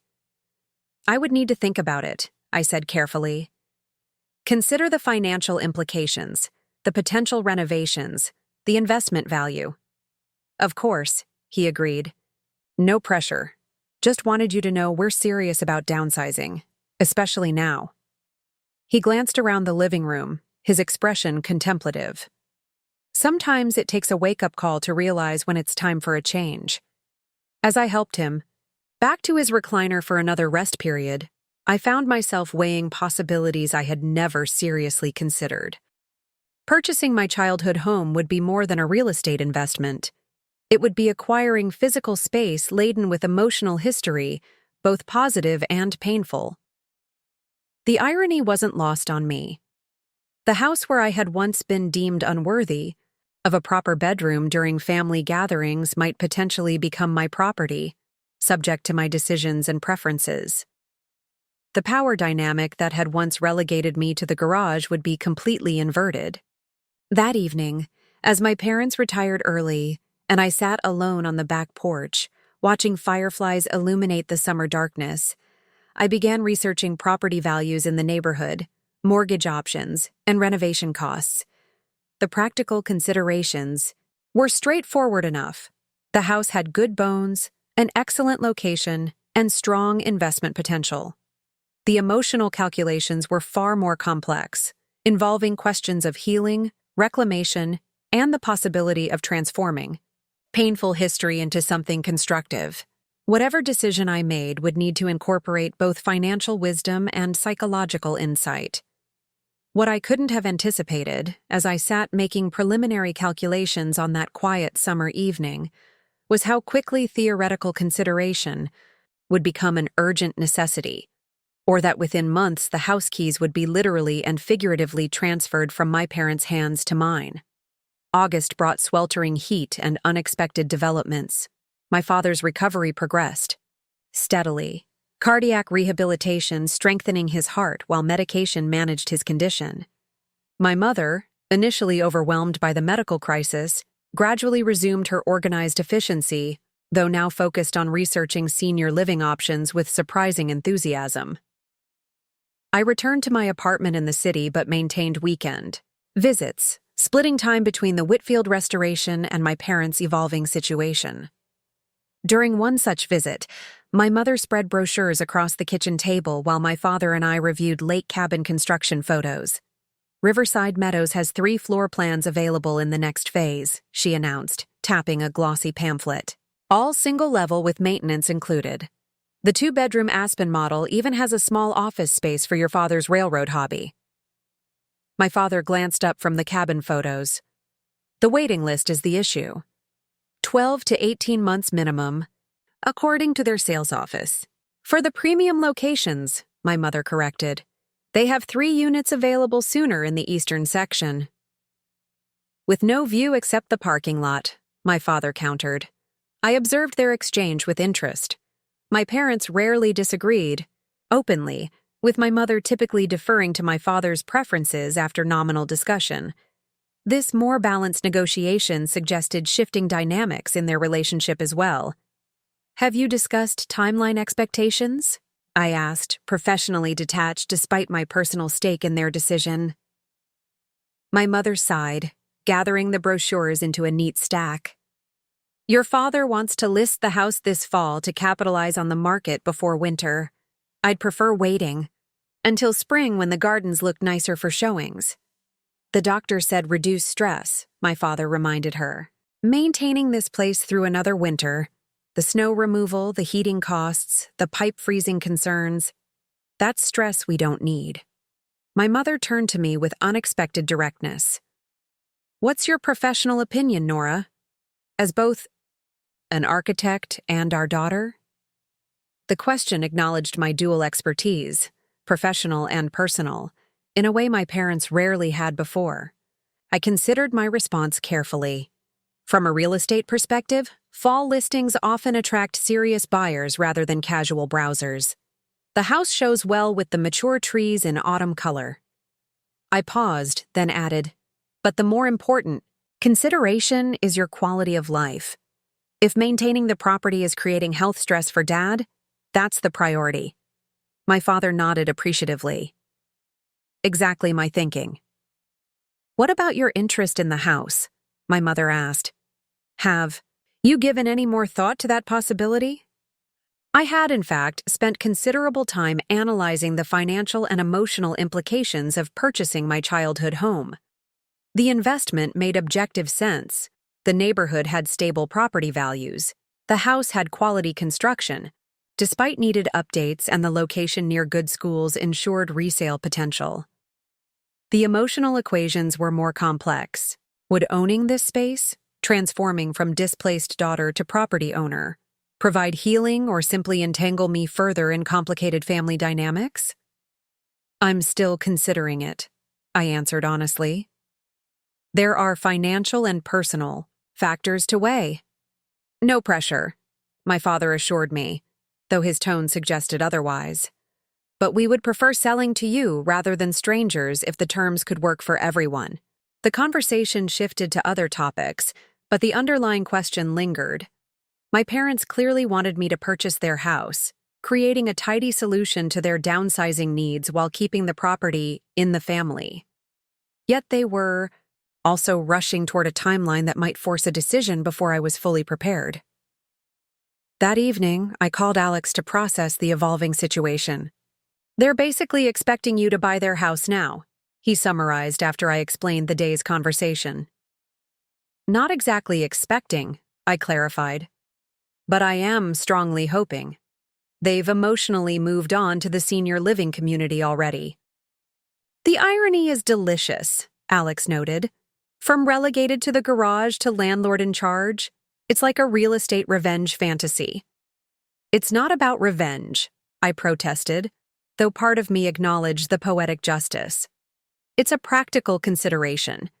The house is a solid investment. Uh-huh. Alex's skepticism traveled clearly through the phone line. Just make sure you're buying it for the right reasons, not to prove something to them or yourself. His caution was warranted. The psychological dimensions of this potential purchase were complex. Would owning the physical space heal old wounds or simply reopen them? Would becoming my parents' landlord, inverting our historic power dynamic, be satisfying or unnecessarily complicated? Before I could resolve these questions, circumstances accelerated dramatically. 2 weeks later, my mother called on a Tuesday afternoon, her voice carrying unusual urgency. Nora, something's happened. We've been offered a unit at Riverside Meadows. The Sullivan couple who had reserved the Aspen model had a family emergency and relocated to Arizona. We're next on the priority list, but we need to decide within 48 hours. That's sudden, I managed, processing the implications. When would you need to move in? October 1st, just 6 weeks away. Her voice held a mixture of excitement and anxiety. It's the floor plan we wanted, with the morning sun and private patio. But it means listing the house immediately and hoping for a quick sale. The timeline she described was aggressive by any real estate standard. Listing, selling, and closing in less than 2 months during the approaching fall season. Unless, what if I bought the house? I heard myself say, the decision crystallizing, even as I spoke the words. We could structure it as a private sale, simplify the closing process, and work with a timeline that accommodates your move to Riverside. My mother's sharp intake of breath suggested this solution exceeded her expectations. You would do that? Purchase the house outright? I'd need to arrange financing, but yes, I could make it work. The practical aspects began aligning in my mind: mortgage pre-approval, property assessment, closing documentation. We would need a fair market valuation for the purchase price, but we could avoid real estate commissions and streamline the process. Your father will be thrilled, my mother said, emotion making her voice unsteady. This solves so many concerns at once. After ending the call, I sat at my desk, slightly dazed by the acceleration of events. What had been theoretical consideration was now becoming concrete reality. I was preparing to purchase my childhood home, the site of both nurturing and negligence, the space where my identity had been both formed and diminished. Over the next week, practical arrangements unfolded, with remarkable efficiency. My parents engaged a property appraiser to establish fair market value. I secured mortgage pre-approval based on my strong credit and the substantial down payment I'd been saving for eventual property investment. An attorney specializing in family real estate transfers drafted straightforward purchase agreements. The mechanics proceeded smoothly, but emotional complexities remained unresolved. During a weekend visit to review paperwork and property details, I found myself standing in the upstairs hallway outside my childhood bedroom, the same room I had been denied during the family reunion when relegated to the garage. The space looked different now, converted to my father's home office after I'd moved away for college. His desk occupied the spot where my bed had once stood. Bookshelves lined walls that had once held posters reflecting teenage interests. Yet beneath these changes, the room's essential character remained. The afternoon light slanting through west-facing windows, the slight creak in the floorboards near the doorway, the view of neighborhood rooftops visible from the window seat. My father found me there, lost in contemplation of the past and future. "Strange to think you'll own this soon," he observed, leaning against the doorframe, "including the freedom to reclaim this as your bedroom if you wanted."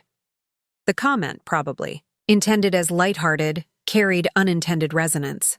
I would indeed have authority over every room, every space that had once been allocated without consideration of my needs or preferences. "I'm thinking of it more as an investment property," I replied, maintaining professional distance. "I'll likely rent it out eventually." My father nodded, a flicker of something, understanding, regret, crossing his face. "Makes financial sense. Good neighborhood, strong rental potential." He hesitated before adding, "Your mother and I are grateful. You know, this solution gives us peace of mind about the house while helping our transition." I acknowledged his gratitude with a small nod, unwilling to articulate the complex emotions beneath my practical exterior. This transaction was reshaping our family dynamic in ways none of us had fully processed, transforming parent-child relations into a business arrangement with inverted power distribution.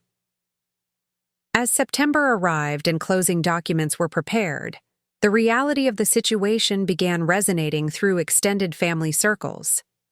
Rebecca called one evening, her tone carefully neutral. "So you're buying Mom and Dad's house?" "Yes, the paperwork is nearly complete." I maintained the matter-of-fact tone I'd adopted for all discussions of the purchase. "Interesting choice," she commented. "Any particular reason?" I sensed the unasked questions beneath her inquiry. Was I seeking some form of symbolic reparation for past treatment? Was this a power play within family dynamics? Was I trying to preserve childhood connections that others had more easily relinquished? "It's primarily an investment decision," I explained. "Good location, solid construction, strong potential return." Rebecca murmured, clearly unconvinced by my purely financial explanation. "And I suppose the irony of owning the house where they once put you in the garage during family gatherings is just a bonus?" Her direct acknowledgement of that history, something we had never explicitly discussed, momentarily broke through my professional veneer. "That thought has occurred to me," I admitted. But this is about creating a stable transition for them while making a sound investment for myself. The past is relevant, but not driving the decision. Rebecca was quiet for a moment. Well, for what it's worth, I think it's fitting. You were always the one who cared most about that house anyway. Noticed the architectural details, appreciated the craftsmanship. Michael and I certainly don't want it. Her observation struck me as surprisingly insightful. Beyond the complex family dynamics, beyond the financial calculations, I did value the house itself. The solid oak banister worn smooth by generations of hands, the leaded glass windows in the dining room, the handcrafted built-ins that reflected craftsmanship rarely found in modern construction. Perhaps reclaiming this space wasn't solely about inverting power dynamics or healing old wounds. Perhaps it was also about preserving something of value, something worth saving despite the complicated emotions attached to it. As I prepared for the closing scheduled for late September, this perspective offered a new framework for the transition ahead. I wasn't just becoming my parents' landlord in a twist of karmic justice. I was becoming the steward of a space with both architectural integrity and emotional history, accepting responsibility for its preservation and evolution into whatever it might become next. The closing took place on a Thursday afternoon in late September, a crisp fall day with maple trees beginning their transformation into gold and crimson. My parents and I sat across from each other at a conference table in the attorney's office, the stack of documents between us representing the formal transfer of property that had been in our family for 35 years. Just a few more signatures, the attorney explained, sliding papers toward my father. This acknowledges receipt of the cashier's check and transfers deed ownership effective October 1st. My father signed with surprising steadiness, considering the emotional weight of the moment. My mother's hand trembled slightly as she added her signature below his, then passed the documents to me for final authorization. As I signed my name on the buyer line, a surreal awareness washed over me. The house that had once relegated me to its garage during family gatherings was now legally mine. Every room, every hallway, every corner of the property now subject to my authority rather than my parents'. "Congratulations, Ms. Kaminsky," the attorney said, collecting the completed paperwork. "You're officially a homeowner." My mother dabbed at her eyes with a tissue. "It's a relief knowing the house will stay in the family," she said, her voice thick with emotion, "that someone who understands its history will be caring for it." My father cleared his throat, equally moved but more restrained in showing it. "You've always had good judgment, Nora. The house is in capable hands." We drove separately to a nearby restaurant for what my mother insisted on calling a celebration lunch, though the mood remained contemplative rather than festive. Over salads and sandwiches, conversation turned to practical matters, when they would complete their move to Riverside Meadows, which furnishings they planned to take, what household systems needed explanation. "The furnace is only 5 years old," my father noted, "but the water heater might need replacement soon. I've got all the maintenance records in my filing cabinet. And the garden has perennials marked with stakes," my mother added. "The peonies along the fence are over 20 years old, divisions from your grandmother's garden." I listened attentively, recognizing their need to transfer not just legal ownership, but knowledge accumulated through decades of stewardship. Their detailed instructions carried an underlying message. They had cared for this property, imperfectly, perhaps, but with genuine commitment to its preservation. "I'll make sure everything is properly maintained," I assured them. "Any items you decide not to take to Riverside, we can discuss whether I might want them or if you'd prefer to sell or donate." My mother looked relieved at this practical approach. "There's so much to sort through. 35 years of accumulation." "Take what matters most to you," I advised. "I can handle whatever remains." As lunch concluded and we prepared to part ways, my father hesitated in the restaurant parking lot, clearly wanting to say something beyond our practical discussions. "Nora," he began, uncharacteristic uncertainty in his voice. I hope you know that selling you the house isn't just about convenience or keeping it in the family. It's also—" He paused, searching for words. "It's also a recognition that you've always valued this place, even when we didn't properly value your place within it." The acknowledgement, so direct, so unprecedented in our family's typically oblique communication, momentarily stunned me. "Thank you for saying that," I managed, emotion threatening my composed exterior. My mother stepped forward, adding her own perspective. "We haven't always gotten things right, especially with you. The garage situation during the reunion—" She shook her head, genuine regret in her expression. "It was thoughtless. We see that now." This explicit reference to the incident that had catalyzed so much change caught me off guard. We had circled around it for months, acknowledged it obliquely, but never addressed it so directly. "We've all evolved since then," I said diplomatically, uncomfortable with their sudden vulnerability, yet appreciating its significance. My father nodded, seeming to accept this measured response as appropriate to our new, more balanced relationship. "Well, we'd better get back to packing. The moving company comes in 3 days." We exchanged slightly awkward hugs before departing in our separate vehicles. They returned to the house they no longer owned.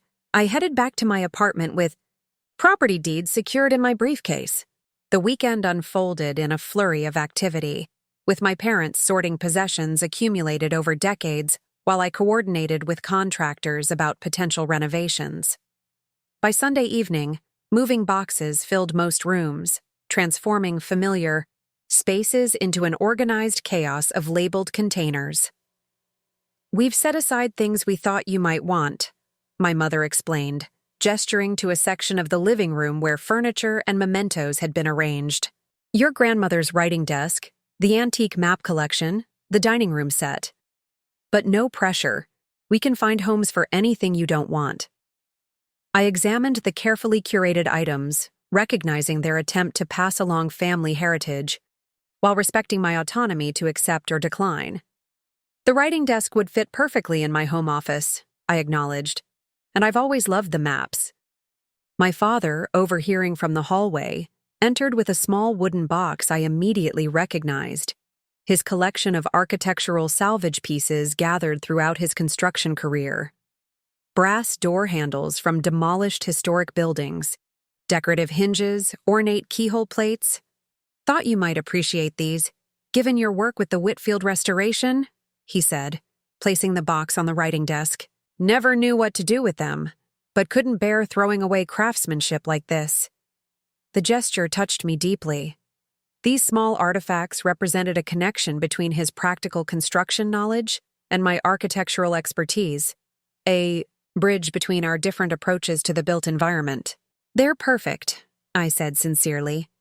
"We're actually looking for period-appropriate hardware for several doors at Whitfield. These could be exactly what we need." His face brightened at the practical application, more comfortable with functional value than sentimental meaning. "Well, they're yours now." Like the house. Moving day arrived with unseasonal warmth, September sun beating down as professional movers loaded my parents' essential possessions into a truck bound for Riverside Meadows. I took the day off work to oversee the process, ensuring nothing critical was overlooked in the transition. By late afternoon, the house stood in that peculiar state between occupancies, partially emptied of personal items, yet still bearing unmistakable imprints of its former inhabitants. Family photos had been removed from walls, leaving faded rectangles on the paint. Furniture indentations marked the carpet where pieces had stood for decades. The refrigerator door appeared strangely bare, without its usual calendar and school photo magnets. As the moving truck departed for Riverside Meadows, my parents performed a final walkthrough, my mother occasionally tearing up at particularly meaningful spots. The kitchen doorframe where children's heights had been marked, the window seat where she had read bedtime stories, the back patio where countless birthday celebrations had unfolded. 35 years, she murmured, trailing, her fingertips along the banister. Hard to believe we won't sleep here tonight. My father put his arm around her shoulders, a rare public display of affection. New chapter, he reminded her gently, and the house is in good hands. They handed me their keys at the front door, a symbolic transfer to accompany the legal one completed days earlier. The weight of those keys in my palm felt momentous, representing not just property ownership but a fundamental shift in family dynamics. "We'll see you this weekend at the lake cabin," my mother said, visibly struggling to depart with appropriate finality without excessive emotion. "The contractor says the kitchen cabinets are being installed." "I'll be there," I promised, accepting her quick hug and my father's awkward shoulder pat. As their car pulled away, I stood alone on the front porch of what was now undeniably my house. The autumn breeze rustled maple leaves across the lawn, shadows lengthening as evening approached. I inserted the key, my key, into the lock, opened the door, and stepped inside as sole owner rather than returning my daughter. The house felt different immediately, the subtle shift in atmosphere that occurs when a space transitions from one chapter to another. I walked slowly through each room, now seeing them through the dual lens of childhood memories and new possibilities. The dining room, where family tensions had played out over countless meals. The living room, where holiday celebrations had unfolded, sometimes joyful, sometimes strained. The upstairs bedroom that had once been mine, then denied me during the family reunion. In the kitchen, I found a bottle of champagne in the refrigerator with a note in my mother's handwriting. "For new beginnings. Love, Mom and Dad." The thoughtful gesture crystallized something I had been processing throughout this transition. The purchase of this house represented not just an inversion of power dynamics, but an opportunity for healing, for all of us. My parents, in selling me the property, had acknowledged past imbalances while creating space for future evolution. I, in buying it, had reclaimed not just physical space, but personal agency in our family narrative. I poured a single glass of champagne and carried it upstairs to the room that had once been mine, then my father's office, and now was simply another space within my property, subject to my preference for its use. The fading evening light cast long shadows across the hardwood floor as I stood by the window, contemplating the journey that had brought me to this moment. 3 years ago, I had slept in the unheated garage during a family reunion, my comfort and dignity subordinated to others' preferences. Tonight, I held the deed to the entire property, with authority over every room, every space that had once been allocated without consideration of my needs. Yet, as I sipped the champagne and watched darkness settle over the neighborhood, I realized this transformation wasn't about revenge or even vindication. It was about restoration, of balance, of respect, of mutual recognition. My parents had acknowledged their past failures through both words and actions. I had established boundaries while maintaining connection. Together, we had created a new, family dynamic built on more equal footing. Tomorrow, contractors would arrive to begin the modest renovations I had planned, updating bathrooms, refreshing paint colors, modernizing the kitchen. The house would evolve under my stewardship, preserving its essential character while accommodating contemporary needs. Eventually, I would need to decide whether to make it my permanent residence, maintain it as a second property, or rent it, to generate investment income. But tonight, in this moment of transition, I simply allowed myself to exist fully in the space. Neither the accommodating daughter relegated to inadequate quarters, nor the triumphant owner asserting dominance through property rights. Just a woman who had journeyed from displacement to ownership, from accommodation to agency, from accepting less to requiring more. I raised my glass in a silent toast to the empty house around me, to what it had been, what it was becoming, and all it represented in my ongoing journey of self-reclamation. The cycle that had begun with a garage sleeper displaced by family entitlement had completed its revolution with the former outsider now holding the keys, the deed, and most importantly, the power to determine what happened within these walls. Going forward, Life indeed has a remarkable way of balancing the scales. Looking for more? We've got two amazing stories ready for you right on screen. If this one touched you, these are absolutely worth your time. Click to watch them now. And, hey, subscribe and hit that bell to never miss our latest uploads.